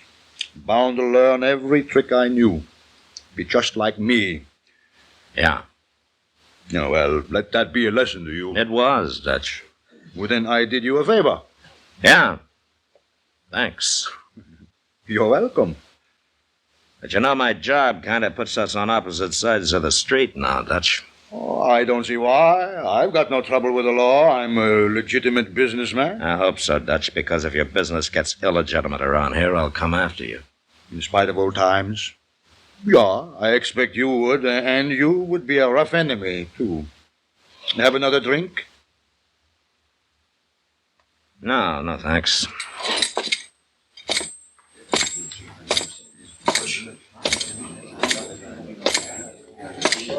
Matt, I didn't know you knew Dutch George. Well, it was a long time ago, Kitty. I only knew him for a few months until the sheriff caught up with him. Oh, that must have been a shock for you. Well, like he said, it was a good lesson. You know, the funny part of it is, Kitty, he's not really a bad man at all. Huh? He learned to be a horse thief back in the days when it was a game every frontiersman played with the Indians. Yeah, he just never gave it up. Well, I just hope when he does get caught, it doesn't have to be you, does it? Yeah. I hope not too, Kitty.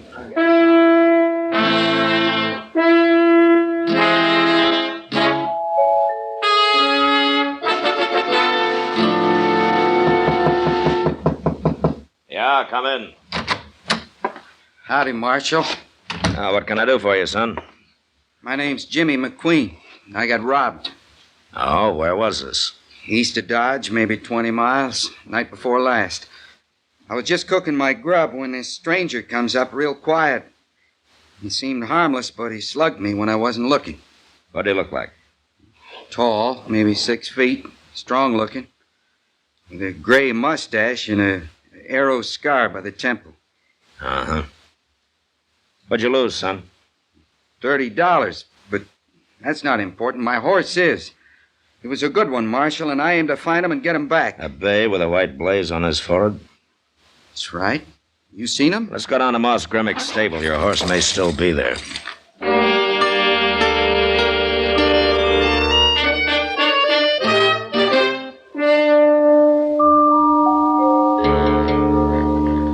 Why, no, Marshal. He come and took the horse right after I finished shooting him. I heard he left town before dark last night. And we'll go after him. Now look, Marshal, you don't need to bother. You just loan me a horse and I'll find him. You know the man you're after, Jimmy? Don't matter none to me. It's Dutch George. Well, I still got to get my horse back. You leave that to me. I'll take you along to identify the horse, but that's all, you understand? I don't know why you're so particular, Marshal. The man's only a horse thief. But a very particular horse thief. And for the first time, we might have some real evidence against him. I don't want you ruining it. All right, Marshal, whatever you say. Moss, give me Chester's horse, too. We'll pick him up on the way.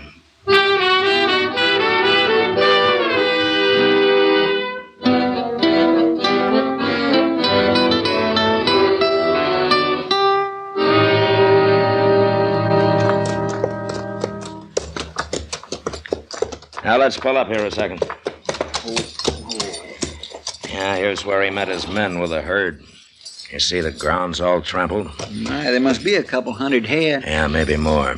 I guess I don't rightly understand this Dutch George's way of horse thieving. He steals by the herd, Jimmy, from ranches or Indians. Well, where does he take them to? West, over into the line into Colorado.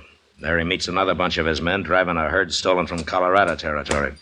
They exchange the horses, sell Colorado horses in Kansas, Kansas horses in Colorado. That fella may be smarter than I thought. And tougher, too. Well, I think maybe we better camp here tonight. They're at least 2 hours ahead of us. That'd put them over on Crooked Creek, probably at the Forks. Why don't we go on? Come up on them in the dark. Now, we can do the same thing by starting early, a couple of hours before dawn. And our horses need the rest. Not to mention me. I'm sure we'll be happy to get down.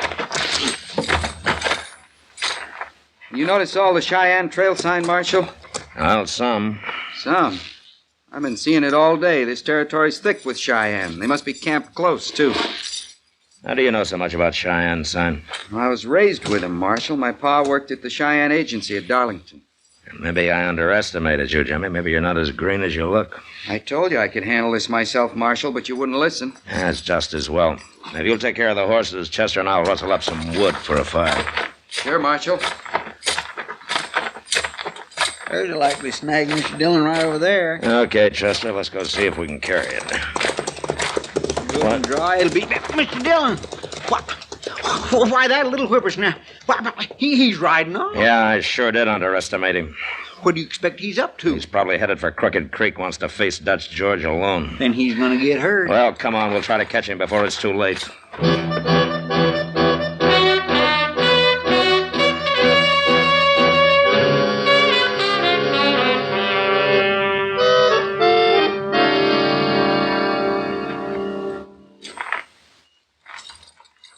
Well, that's their camp, Chester. On the edge of the bluff there. Yeah, but where's the horses?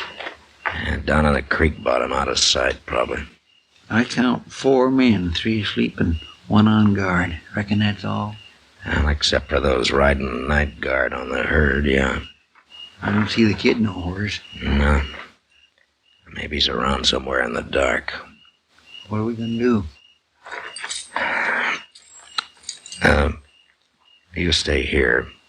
Now, when I get up by that big tree there, you make some noise, but just enough to draw the guard out, okay? All right, sir. All right.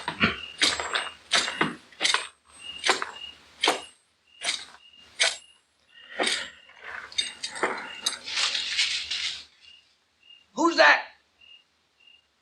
Tex?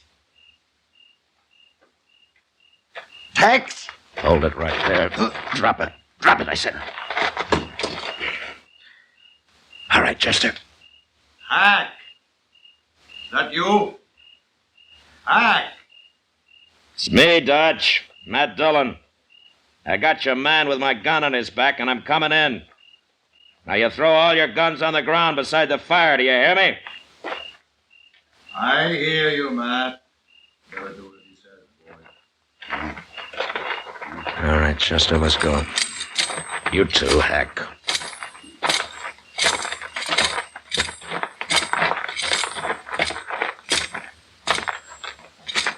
All right, everybody, rest easy.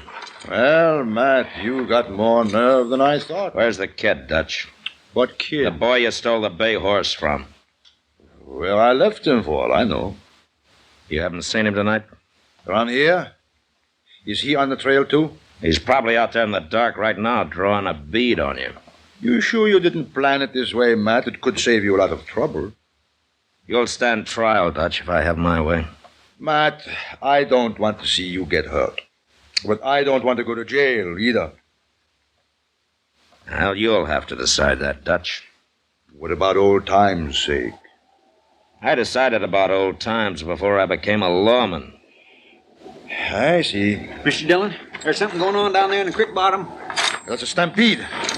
Somebody's stampeding the horses. Matt, is this some of your doing? Use your head. Why would I want to stampede him? I need him for evidence. We've got to do something. Stay still. You go down that bluff and you'll be trampled to death. Up here, maybe we're safe.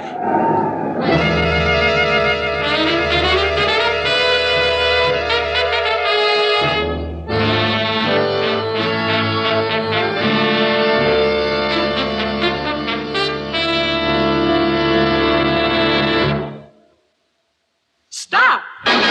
Start smoking with a smile with Chesterfield. Yes, put a smile in your smoking. It's as easy as ABC. Because Chesterfields made with Accuray are A, always milder. B, better tasting. C, cooler smoking. Yes, a Chesterfield is always milder. Accuray controls your Chesterfield in the making, gives it a more even distribution of fine tobaccos that burn more evenly, smoke much milder. A Chesterfield is better tasting. An Accuray Chesterfield draws more easily, lets you enjoy all the flavor. And a Chesterfield is cooler smoking. 14% more perfectly packed than cigarettes made without Accuray. You enjoy cooler smoking. No hot spots. No hard draw. So always buy Chesterfield. Put a smile in your smoking, just give 'em a try. Light up a Chesterfield, they satisfy.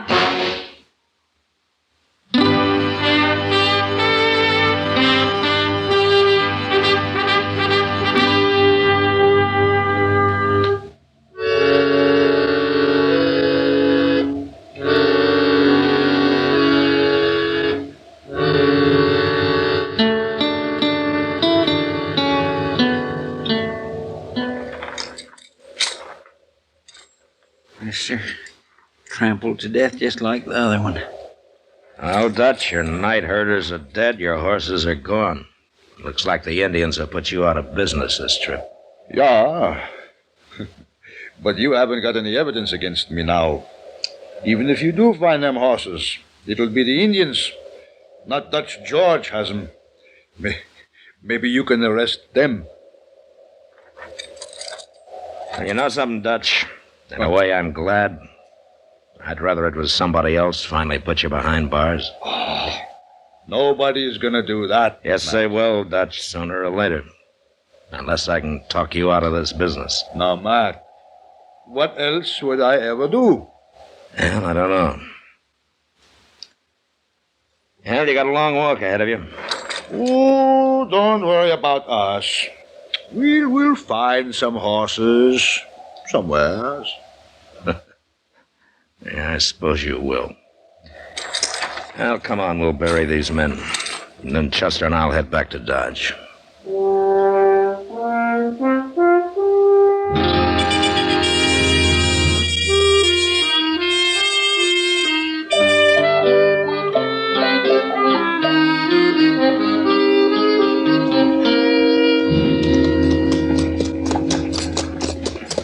Well, Mr. Dillon, Dodge looks just the same. You didn't expect it to change much in 3 days, did you, Chester? Oh, no. What I mean is it looks good. Chester. Huh? Look up ahead there, in front of the office. Well, that's Jimmy McQueen's bay horse. Yeah. Howdy, Marshal. Hello, Jimmy. I just brought your horse back, Marshal. He's there at the hitch rail. Much obliged. You're welcome. Well, is that all you got to say, Jimmy? Where in the world did you go to? Oh, well, I'm sorry about that. But I kind of had an idea I didn't think you'd cotton to, so I just left. Well, I guess your idea paid off. You got your horse back. Yeah. Funny thing, I found him running loose out on the prairie. Very lucky, I guess. Jimmy. What, Marshal? I know you and your Cheyenne friends ran off those horses. And 2 men died. A man gets trampled in a stampede, that's an accident, ain't it, Marshal? Especially if he stole the horses to start with. Yeah, I guess it is an accident, Jimmy. Well, so long, Marshal.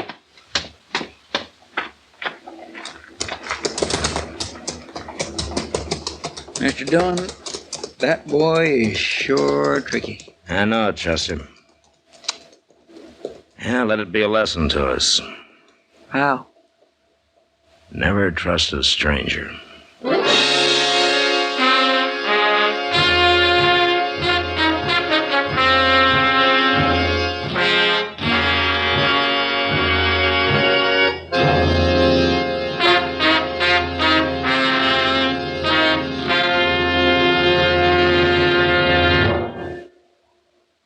In a moment, our star, William Conrad.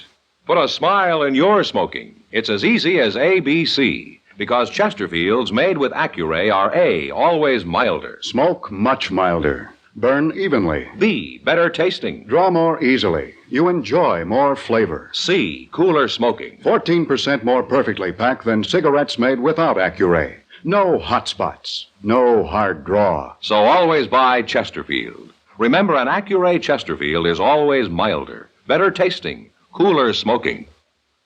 You know, a frontier peace officer was always ready to face someone who wanted to kill him. But on our next Gunsmoke, a marshal faces someone who wants to be killed. Well, until then, good night.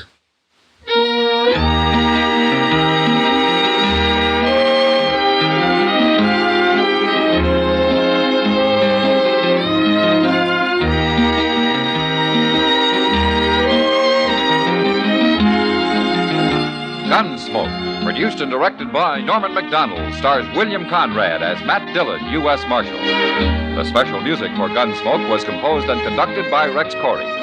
Sound patterns by Tom Hanley and Bill James. Featured in the cast were John Daner, Vic Perrin, and Jim Nusser. Harley Bear is Chester, and Georgia Ellis is Kitty.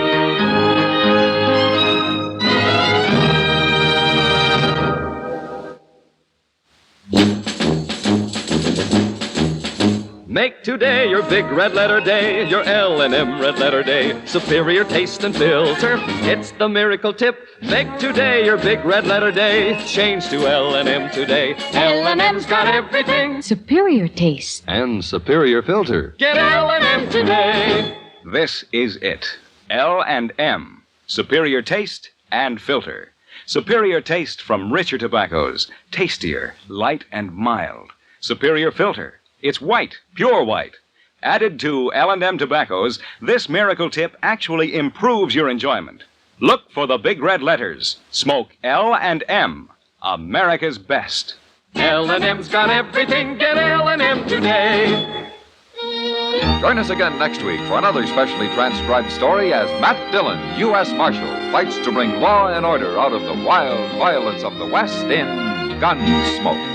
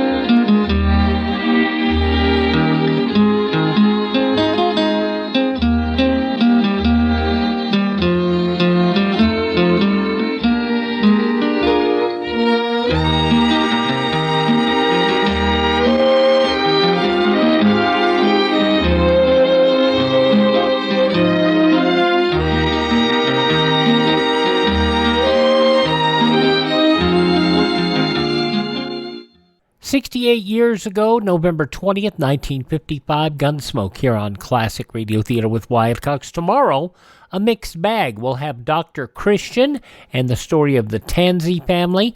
Let George Do It, starring Bob Bailey. A Quiet Please, and one for the book. An episode of X-1, The Chain of Command. And, of course, more about Irvin the Lion with Lum and Abner. That's all coming up on tomorrow's Classic Radio Theater with Wyatt Cox. Anytime, classicradio.stream. If you go by there and you find something you like, click on it. We make a little bit of money for it to help us keep us rolling here. And, of course, if you want to buy me a coffee, you can do that there, too. Although I drink Dr. Pepper. But to buy me a coffee, same thing. classicradio.stream. Alrighty, up next, we head to San Francisco, and John Daner is Paladin in Have Gun Will Travel. But first...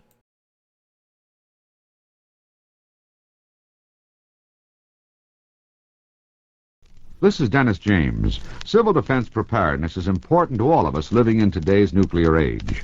For information on what you can do to protect your home and family, here is a message from Leo A. Hoig, Director of the Office of Civil and Defense Mobilization. After an enemy attack on this country, even if your city is not bombed, the radioactive fallout may be so intense that you will have to remain inside your shelter for 2 weeks. Therefore, your shelter should be stocked with a 2-week supply of food, water, and other essential items. Choose foods that will provide a well-balanced diet.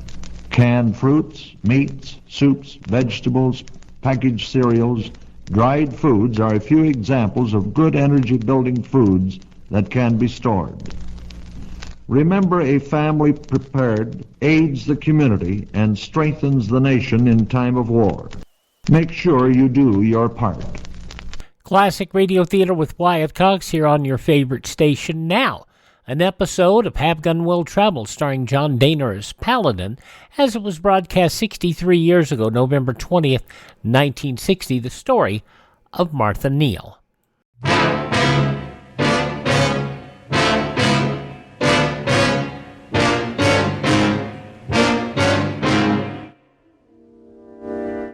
You came to me with a gun. You call it righteousness.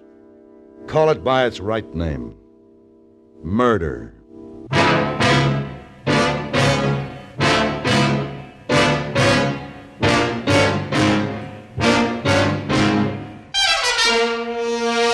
Have Gun Will Travel. Starring Mr. John Dehner as Paladin. San Francisco, 1875. The Carlton Hotel, headquarters of the man called Paladin.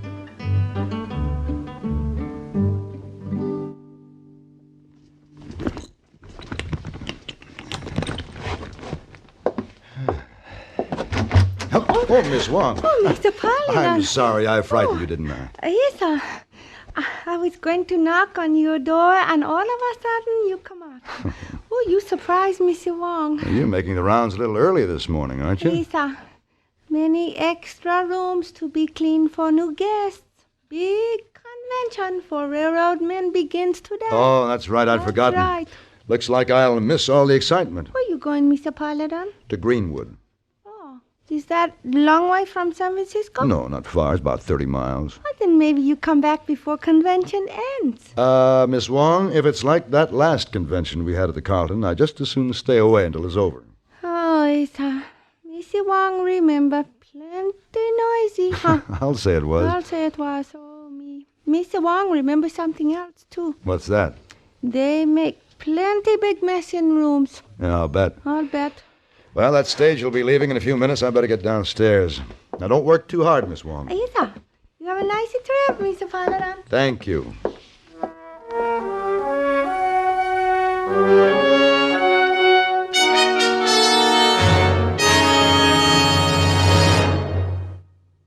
For some years now, we've been asking you to send your dollars to CARE to help the hungry and needy overseas. Here's what some of those dollars have done. They've bought milk and sterilization equipment so that 100,000 school children in Israel can have a glass of milk every day. Thanks to this equipment, Israel is now providing its own milk for these children, so the next CARE dollars can go to help another needy area. Your CARE dollars have sent medical instruments and laboratory equipment to a new small hospital being built in the Philippines.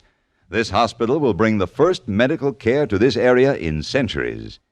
CARE dollars have furnished farm tools, building machinery, cotton cloth, and other needs, so that refugees in Vietnam could erect 27 villages. But there's much more to be done, and many more people to be helped in all parts of the world. Won't you continue to help? Won't you continue to send your dollars to CARE, New York 16, New York?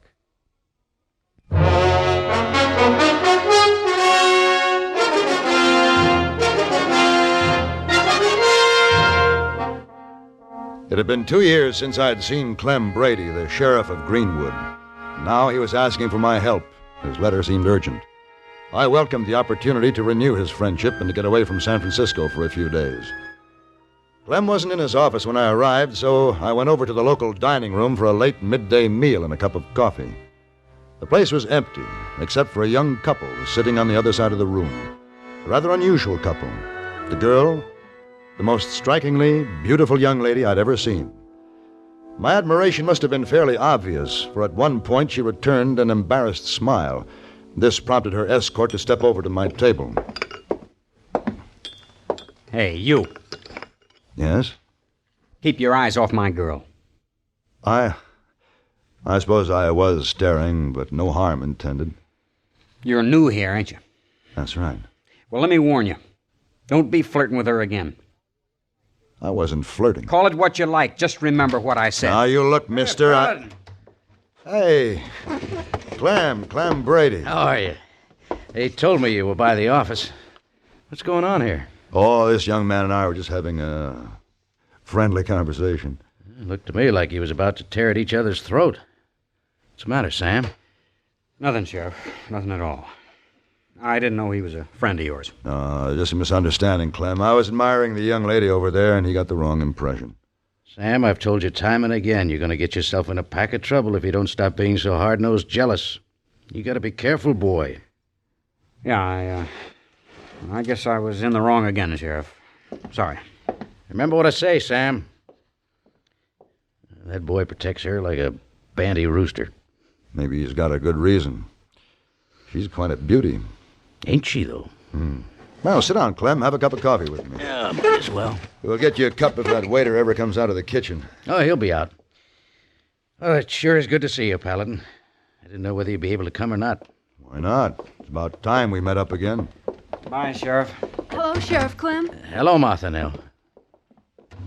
My, she is a charmer. Yeah. It's pitiful, though. Pitiful? Well, she's part of the reason I asked you to come up here. How's that? It was her husband that was killed. Oh? Not more than 6 weeks ago. Just a boy, Paladin, barely turned 20. Sure set this town on its haunches. Oh, I got pressures all around me to clear this up. How did it happen? Well, the boy'd been gambling at the saloon. He'd won a lot of money and left the table around midnight. Was ambushed in an alley about a block away. Robbed? Yeah. Poor kid was from back east. Him and Martha Nell had just been here a couple of months. So far, there hasn't been one lead I could nail down. What about the men who lost money to him that night? Well, every one of them has a good alibi.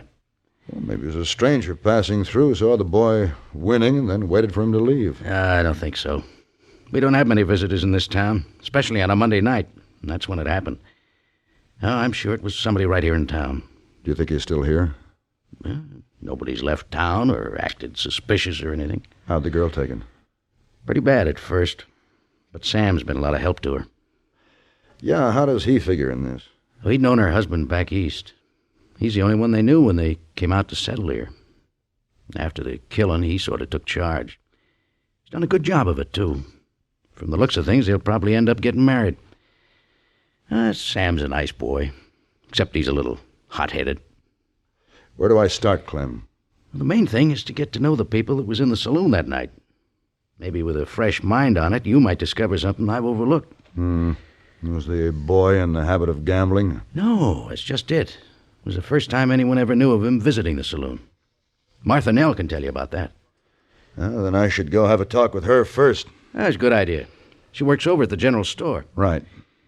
Well, if I'm going to have a cup of coffee with you, I'd better go in the kitchen and get it myself.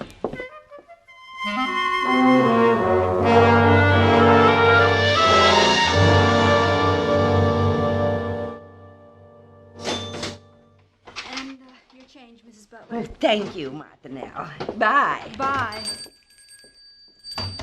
I'm sorry she took so long, Mr. Paladin. That's all right. Now, I've forgotten the last question you asked. Yes, you were going to tell me why your husband went to the saloon that night. Yes, well, it was kind of a celebration for Roy. He'd gotten his first paycheck from the freight office, and I'd just gotten my job here at the store. Seemed that everything was beginning to come our way. He and Sam came by for me when the store closed, and the three of us went over to the dining room. Roy bought us the biggest steak suppers on the menu. Your husband worked with Sam at the freight office? Yes, Sam got him the job there. What happened after supper? Well, Roy wanted to buy Sam a celebration drink, so they took me back to the rooming house and left to go to the saloon. That's the last time I saw Roy alive. Why didn't Sam come home with them? Roy was having such good luck at the gaming tables he didn't want to leave. So Sam came on back to the rooming house.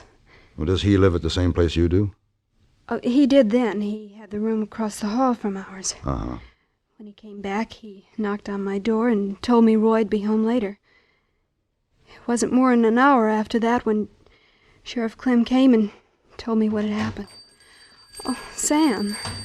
Hi. You got off early? Yeah. Thought maybe we could take a ride out to Willow Grove. All right, but you'll have to wait till we close. I have to lock up tonight. You, buying up the store, Mr. Paladin? Sam. Well, he's been in here long enough. Do you keep tabs on everybody who comes into this store, Sam? There ain't much going on in Greenwood that I don't know about, especially when it concerns Martha Nell. Sam, Mr. Paladin was just asking me some questions about Roy's murder. He's helping Sheriff Clem. Look, Paladin, Sheriff knows as much about this as Martha Nell does. Now, you let him give you all the answers. There's no need for you to get her all upset. It's better she forget about this whole thing. I don't mind answering questions, Sam, if it'll help them find the killer. I know what's best for you. Just let me handle it. Sam. You may be right, Martha Nell. I guess I did take up quite a bit of your time. I didn't mind, really, Mr. Paladin. Well, thanks anyway. Perhaps I'll be seeing you again before I leave town. Good day.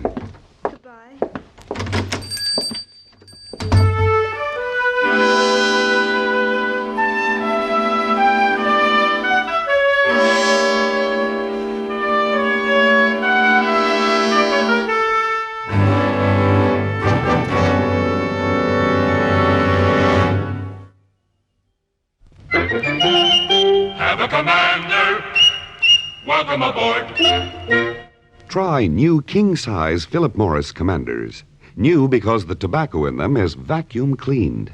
And the cleaner the tobacco, the better it tastes. Yes, the cleaner the tobacco, the better it tastes. Philip Morris Commanders are made by a new kind of machine, the Mark 8, that takes rich, full-flavored tobacco and first gently vacuum cleans it, then rolls the cigarette fully, evenly, cuts the ends clean and firm. The result is new Philip Morris Commanders with the cleanest tobacco ever rolled in a cigarette. Try a pack. You'll get a full, round, king size of solid smoking pleasure because the cleaner the tobacco, the better it tastes. Noticeably better. Have a commander. Welcome aboard.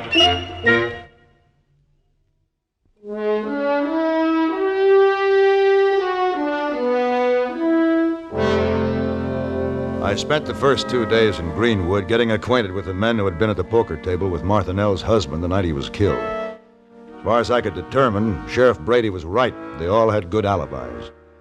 And they were all anxious to help us find the man who did it. I also spent a couple of hours each night in the saloon, talking to the regulars and to the barkeep. No, sir, Mr. Paladin. If there'd been a stranger in here that night, I'd have remembered. Strangers stick out like sore thumbs in this town. Care for another drink? No, thank you. Has there been any suspicious rumors about who could have done it? Not that I've heard. Oh, Paladin. Hi, hello, Clem. Where you been all day? Out in the countryside, talking to some of the men who were in here that night. Care for a drink, Sheriff? Yeah, make it rye, Barney. Yes, sir. What'd you find out? Same thing you did. Nothing new. Yeah, it's a tough one, all right. Sheriff? Oh, thanks. Yep. Clem, let me ask you something. We've been going on the basis that he was killed for the money, robbery. Now, could there have been any other reason? Well, he was robbed. Yeah, I know. But did he have a run-in with anybody? No. He was just a newcomer. Like I told you, him and his wife had only been here a couple of months. Just happy little lovebirds trying to get a start in life. It was robbery, pure and simple. Tell me more about this boy, Sam. Would he have any reason? Not likely. He was Roy's best friend. I know, but he's also pretty cozy with Roy's wife now that he's dead. Well, I suppose you could make something out of that if you wanted to. But it's a natural thing to happen. I'll admit it crossed my mind at one time, but don't forget he was in bed when it happened. How can you be sure? When I went over to give Martha Nell the bad news, he came out of his room across the hall. Yeah? Said he heard the commotion. He'd been in bed all right. Did she also tell you that he stopped by earlier to tell her that Roy was still at the saloon? She did. And that was proof enough to eliminate him when it did cross my mind. It's been a long day, Clem. I think I'll go back to the hotel and get some sleep. All right, Paladin. I'm going to stay here for one more drink, and I'll be doing the same. I'll see you in the morning. Good night. Good night.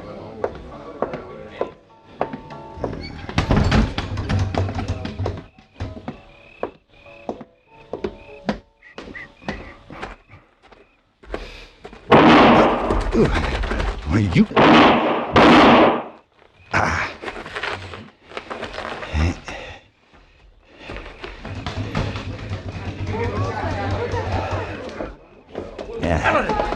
happened? Somebody took a shot at me. They ran down that alleyway. A couple of you men look down there, see if you can find anybody. You hurt bad? No, I don't think so. Can you walk up to your room? Yeah, sure. Somebody go get the doctor. Tell him to meet us at the hotel. Okay, sure.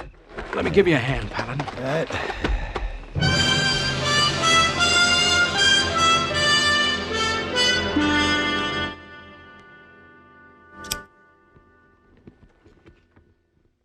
Oh, there you are, mister. That ought to do it.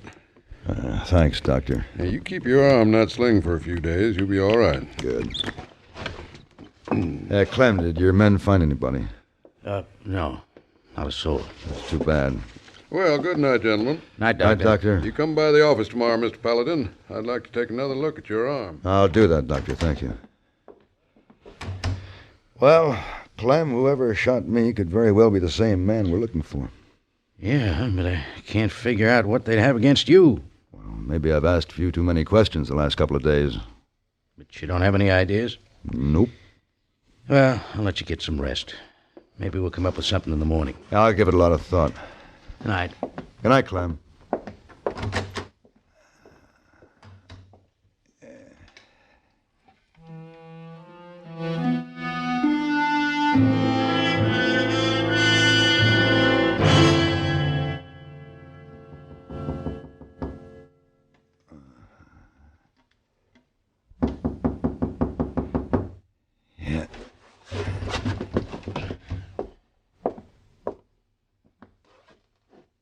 Who is it? It's me, Martha Nell. May I come in? Sure. Here, let me turn up the light. No, leave it low. Someone may see us. It's kind of late for you to be out alone, isn't it? Well, I heard what happened. I wanted to see if you were all right. Well, that's very thoughtful, but that isn't the only reason you came, is it? What do you mean? You want to tell me about Sam, don't you? Well, yes, I guess I should. You've been covering for him. He's the one that killed your husband. How did you know? Why haven't you told the sheriff, Martha Nell? I've been too afraid, Wait a I minute. guess. Did someone follow you here? Not that I know of. Why? There's somebody outside my door. Sam. Get over behind that chest. Don't open the door, Mr. Paladin. Huh? Keep quiet. Don't open the door. You give me that gun. Don't move or I'll shoot.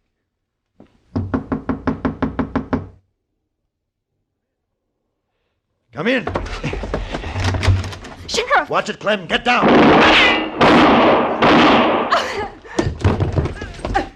You all right, Clem? Yeah. Hey, what's going on in here?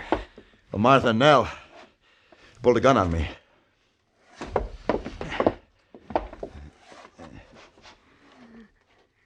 Martha Nell, I'm not a very good shot. if you were, you would have killed me tonight in the alley. That was you, wasn't it? Yes. Martha Nell. Yes, it was me, Sheriff. I killed Roy, too. What? Yes, I killed Roy. Then I took his money to make it look like he was robbed. But why? Roy would never let me leave him. It was the only way I could have Sam. Does Sam know? No. When he came back that night and went to his room, I slipped out and waited till Roy left the saloon. Everything worked out just as I hoped it would until you came into town. Started stirring things up again. I wish you hadn't done that, Mr. Paladin.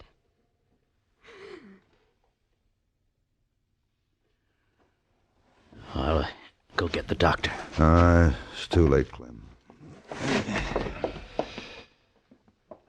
She's dead. Oh, no. What a pity. Yeah. I can't believe a pretty little thing like that would shoot her own husband. Why would she do it? Like she said, she was in love with Sam. Just doesn't make sense.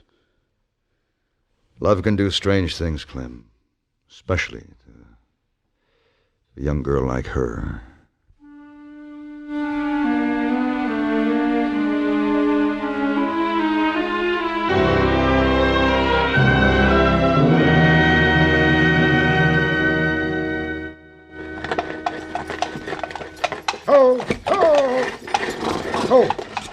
Here we are, Miss Paladin. Thank you, driver. Yes, sir, my pleasure. Good day. Oh, Mr. Paladin. Well, hello, hey boy. Hey, boy, I wonder when you come back. Here, I take your suitcase. Thank you. Oh, why you got sling on your arm? Oh, just a little accident, nothing serious. Oh, that's good. You come home just in time. Oh, in time for what? To miss our big railroad convention. Everybody left last night. Hey, boy, that's the best news I've had all week. Yes, I thought you'd be happy to know.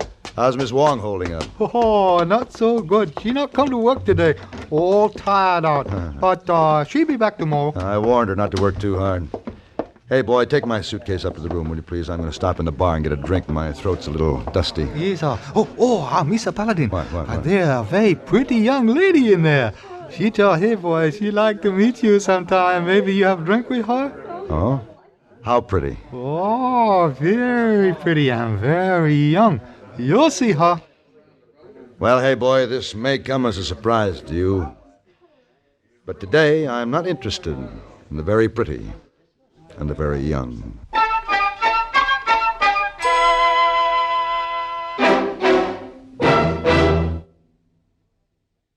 If you're having Thanksgiving at your house this year, with loads of relatives expected, then make double certain you pick up a pack or two of Sylvania Blue Dot flashbulbs when you're out doing your big Thanksgiving grocery shopping. Pictures taken with Sylvania Blue Dots will help make this Thanksgiving a day to remember forever. And don't forget, only with Flash do you get all the sharp, clear details, day or night, anytime, anywhere, with any camera. And incidentally, right now, your dealer is making this special offer.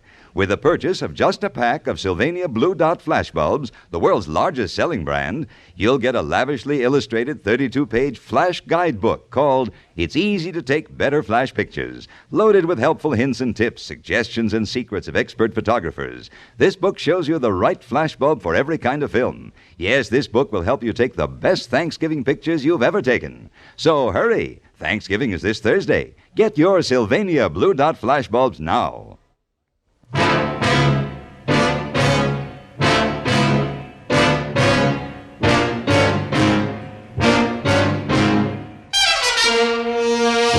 Have Gun, Will Travel.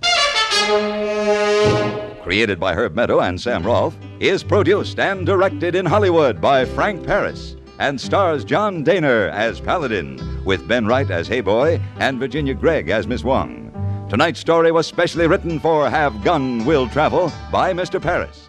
Featured in the cast were Jack Moyles, Sam Edwards, Charlie Lung, Bartlett Robinson, and Ann Whitfield.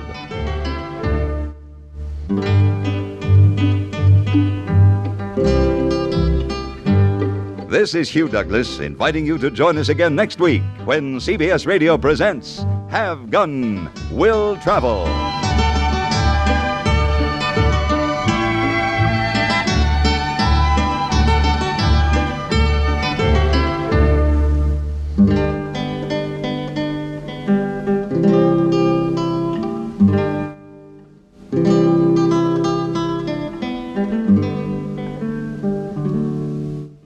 "63 years ago, November 20th, 1960, Have Gun Will Travel here on Classic Radio Theater with Wyatt Cox. Let's see what's going on down in Pine Ridge with the Lion. Lum and Abner, that's up next here as Classic Radio Theater with Wyatt Cox continues in a moment.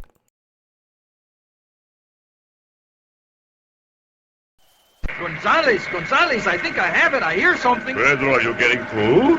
Yes, at last. From Mars? You're really in radio contact with the Mars? Yes, Gonzales, it's Mars. These messages man's first communication with the planet Mars. Pedro, what do they say? This is phenomenal. Positively immense. Here they are, listen. Do you know what to do in case of a civil defense emergency? You must know these two numbers, 640 and 1240. They may save your life. Mark these numbers, 640 and 1240, on your standard radio dial now. These are your Conrad frequencies, your only way of getting life-saving civil defense instructions and information during an enemy attack. Only on radio, only at 640 or 1240 on your radio will you hear the Conrad broadcasts. Be sure you have a battery radio in your home should electric power be knocked out. Also, make certain your car radio is in working order. Remember, in a civil defense emergency, tune to 640, 1240 Conrad, 640, 1240 Conrad. Yeah, and now on Classic Radio Theater with Wyatt Cox. So let's see what's going on with the Lion, Irvin, and Lum and Abner. This episode from 82 years ago, November 20th, 1941. The makers of Alka-Seltzer bring you Lum and Abner.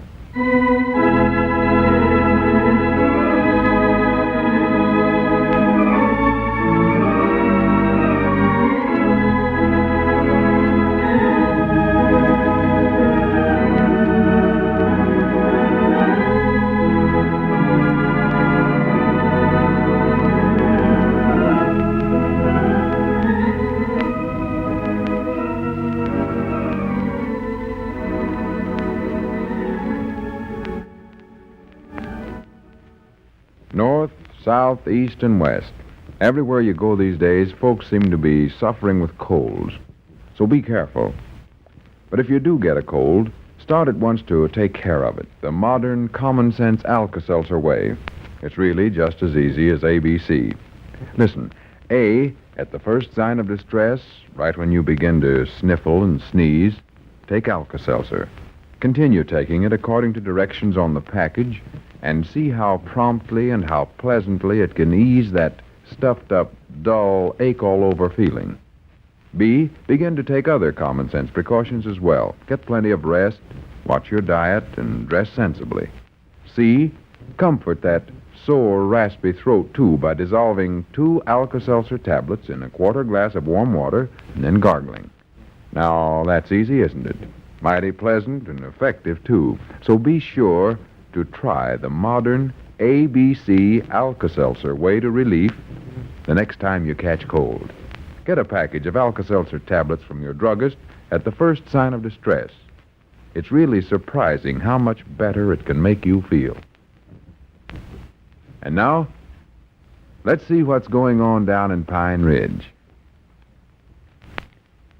Well, Lum was pretty unhappy with Abner for getting him in a live lion instead of an iron one to put out in front of their new public library. However, after Lum discovered that Miss Fredericks admired Cedric for the way he was able to handle the lion, the old fellow changed his mind and decided to keep the lion. As we look in on the little community today, we find Abner in the Jot-'em-Down store trying to help Lum in his efforts to become L. Tarzan Edwards, the lion tamer.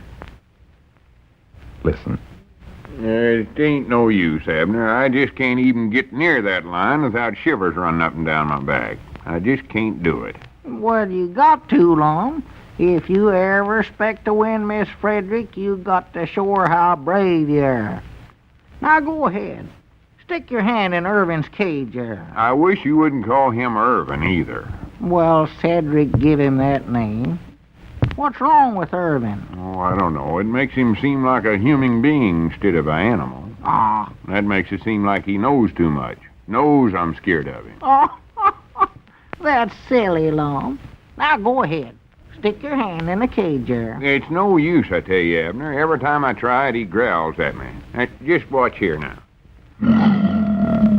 See there? What did I tell you? Well, Lum, you don't lay your hand in there. You poke it in like you're trying to scare him. Put it in there slow one time. Listen, Abner, when I stick my hand in that cage, I want to know I'm going to be able to pull it back out again.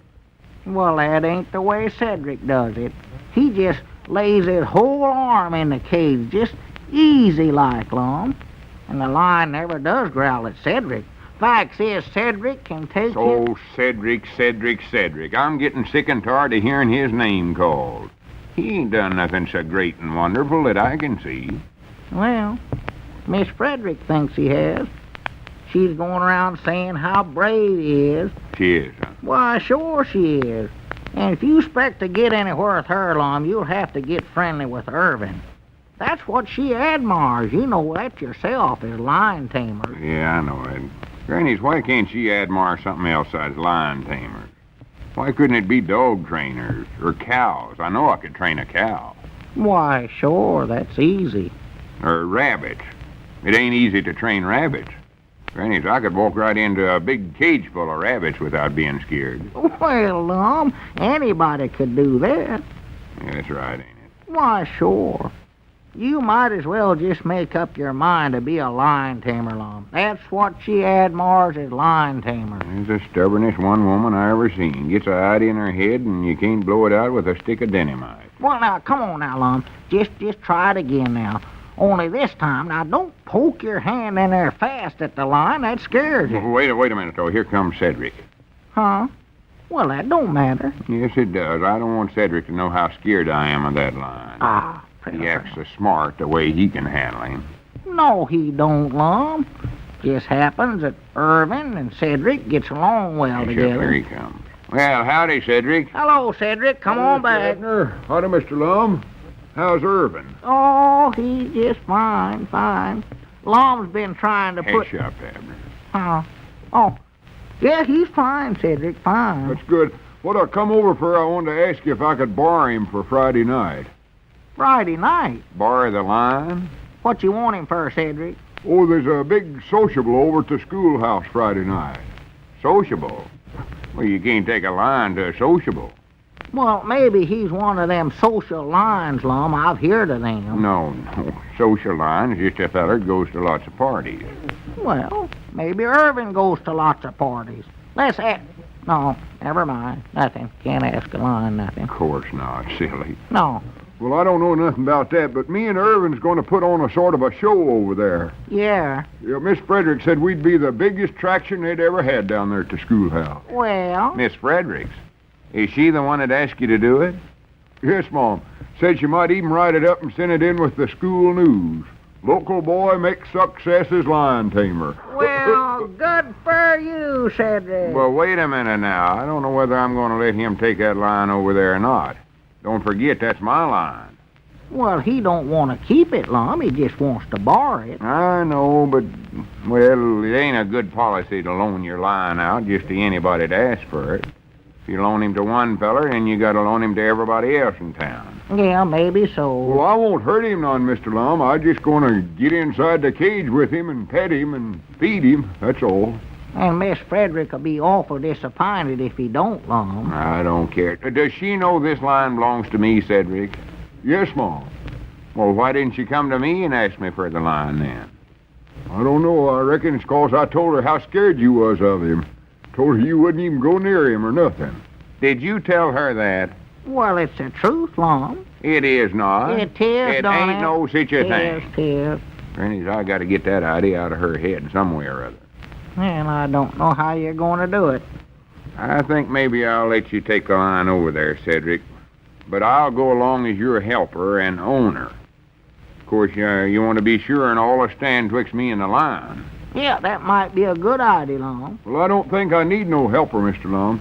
See, Miss Frederick said if I need anybody to help me get the cage up on the platform or anything, why, Frank Foster'd be there to help me. Frank Foster? Yes, Mom. Well, what does he know about the line? I don't know. Miss Frederick and him been walking to school together every day nearly. He's been carrying her books for her, and I reckon they've been talking about it or something. Yeah, I seen them together. I don't know what she sees in him. Granny, there's the biggest scaredy cat I ever seen in my life. Is he going to get in the cage with the line? Oh, no, Mom. He ain't going to do that. Of course not. Well, I didn't think so. Big coward. Coward? Yeah, coward. Scaredest one feller I ever knowed in my life. Got a yeller streak down his back 4 inches wide. I wonder if Miss Frederick knows how big a coward he really is. Well, you're a fine one to be talking about cowards, Lum. You're even afraid to put your hand in a cage and pet him. Yeah, that's right, ain't it? Why, of course it is. Well, that's all over now, though. All over? From now on, things are going to be changed around here. I'm going to be the one that takes Irvin to the sociable Friday night. You? Yes, sir. I'll show that Frank Foster, the big coward. Well, Lum, Miss Frederick didn't invite you to bring a line over. She wanted Cedric to do it. Well, don't worry. I'll study up some way to get her to change her mind and invite me instead of Cedric before tomorrow night. Come on, Cedric. Start showing me how to handle a line. Oh, shucks. Miss Frederick said she might write me up in the school news. Local boy makes success out of himself as lion tamer. Yeah, she did, Lum. Well, maybe you can go along, Cedric. Might take both of us to handle him. Maybe they'll write both of us up in the school news. Why, sure they could do that. Put both your names in the article. Yeah. All right, Cedric, show me what I do first. Well, I believe the first thing to do is just to get right in the cage with Irvin. In the cage? Yes, Mom, that's what I do. That way Irvin thinks you're a friend of his, like another lion or something. Sure. You sure he won't jump on me and tear me to pieces or something? Oh, no, Mom. Just don't make no sudden moves. Sudden moves? Granny, if he starts in my direction, there ain't no move I can make it be sudden enough to suit me. Oh, now go on, Lum. Get over near the cage now and open the door. Make out like you ain't scared of him. Well, all right, I'll try. Maybe it'll be better with Cedric here. Why, sure it will. That's it. Get on over closer now. You don't have to tiptoe, Lum. He ain't asleep. No, but I wish he was. Go on now. All right. Oh, why, Granny, it ain't no use, Abner. That lion hates and despises me, I can tell. Oh, no, he don't, Mr. Lum. He just wants to play. Play? I wish he knew some quieter games. Granny, there must be some easier way of doing this. I wish I could practice with the lion on the outside somewhere or other. Huh? Doggies, wait a minute. That's a good idea, Lum. Have Cedric take the lion out of the cage and you can practice getting in there. That might make you feel more at home. Yeah, that's a good idea. Maybe then Irwin will see me in there and get to thinking of me as just another lion. Why, sure. Go ahead and take him out of the cage, Cedric. Yeah, get him out, Cedric. Yes, Mom. Come on, Irvin, old boy. Come on. That's a time. I reckon you whistle at lions. I don't know. He don't pay much attention to it, though. I don't know neither. I never tried to call one myself, Cedric. Look how easy Cedric handles him there along. Grannies, I wish I could do that. Be sure you got a good hold on him, Cedric. Yes, Mom, I got him. He won't get away. Come on, Irvin. Come on, old boy. Hey, wait a minute. Don't let him get so close to me, Cedric. I'm sorry, Mr. Lum. Easy there, Irvin. Come on, boy. That's our time. All right, now, Lum. Look, now the cage is empty. Go on in there now. Yeah, I don't mind it so much with Irvin out of here. No. I feel safe in here. Feel safer in here than I do out there. Grannies, if we could only figure out some way to get that lion to stay over on one side of the cage. Hey, Lum, look out, Lum. Wait a minute, I know. We can put a glass partition in here. That'll separate me from the lion. Nobody could tell it. You think you could fasten that glass in here, Cedric? Lum. Hush up, Abner. I'm trying to talk to Cedric. Do you think you could do it, Cedric? Well, yes, Mom, I reckon so, but... Lum, look out, Lum. Don't interrupt, Abner. All right, Cedric, you do that. Now, Grannies, even if Miss Fredericks won't know that I am in there. She'll think we're both in the same part of the cage, won't she? Yeah, that's what I've been trying to tell you, Lum. She's standing right up there in the door, heard every word you said. Well, why in the world didn't you tell me so? I've been trying to. Oh, my goodness gracious.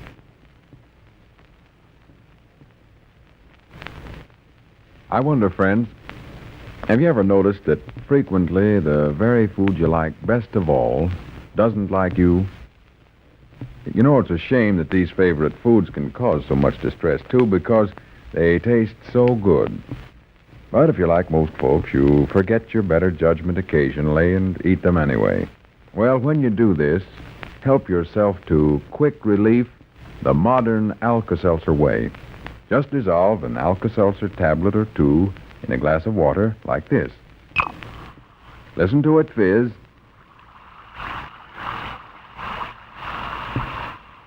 Then drink her down and you'll feel better fast. And say, if your stomach distress is accompanied by a headache, as is so often the case, remember that Alka-Seltzer offers fast relief for this common ailment, too. So be wise. When the food you eat causes you to be distressed with acid indigestion or a sour, upset stomach, drink a glass of sparkling, refreshing Alka-Seltzer. Get Alka-Seltzer at any drugstore, by the package, or by the glass at the soda fountain.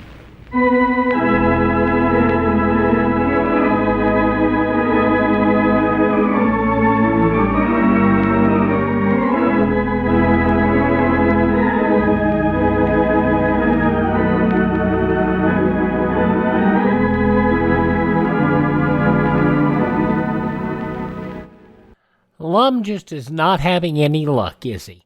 November 20th, 1941, 82 years ago, Lum and Abner here on Classic Radio Theater with Wyatt Cox. Our webpage, classicradio.stream. Classicradio.stream. Tomorrow, Dr. Christian, Let George Do It, Quiet Please, X-1, and more of Urban the Lion.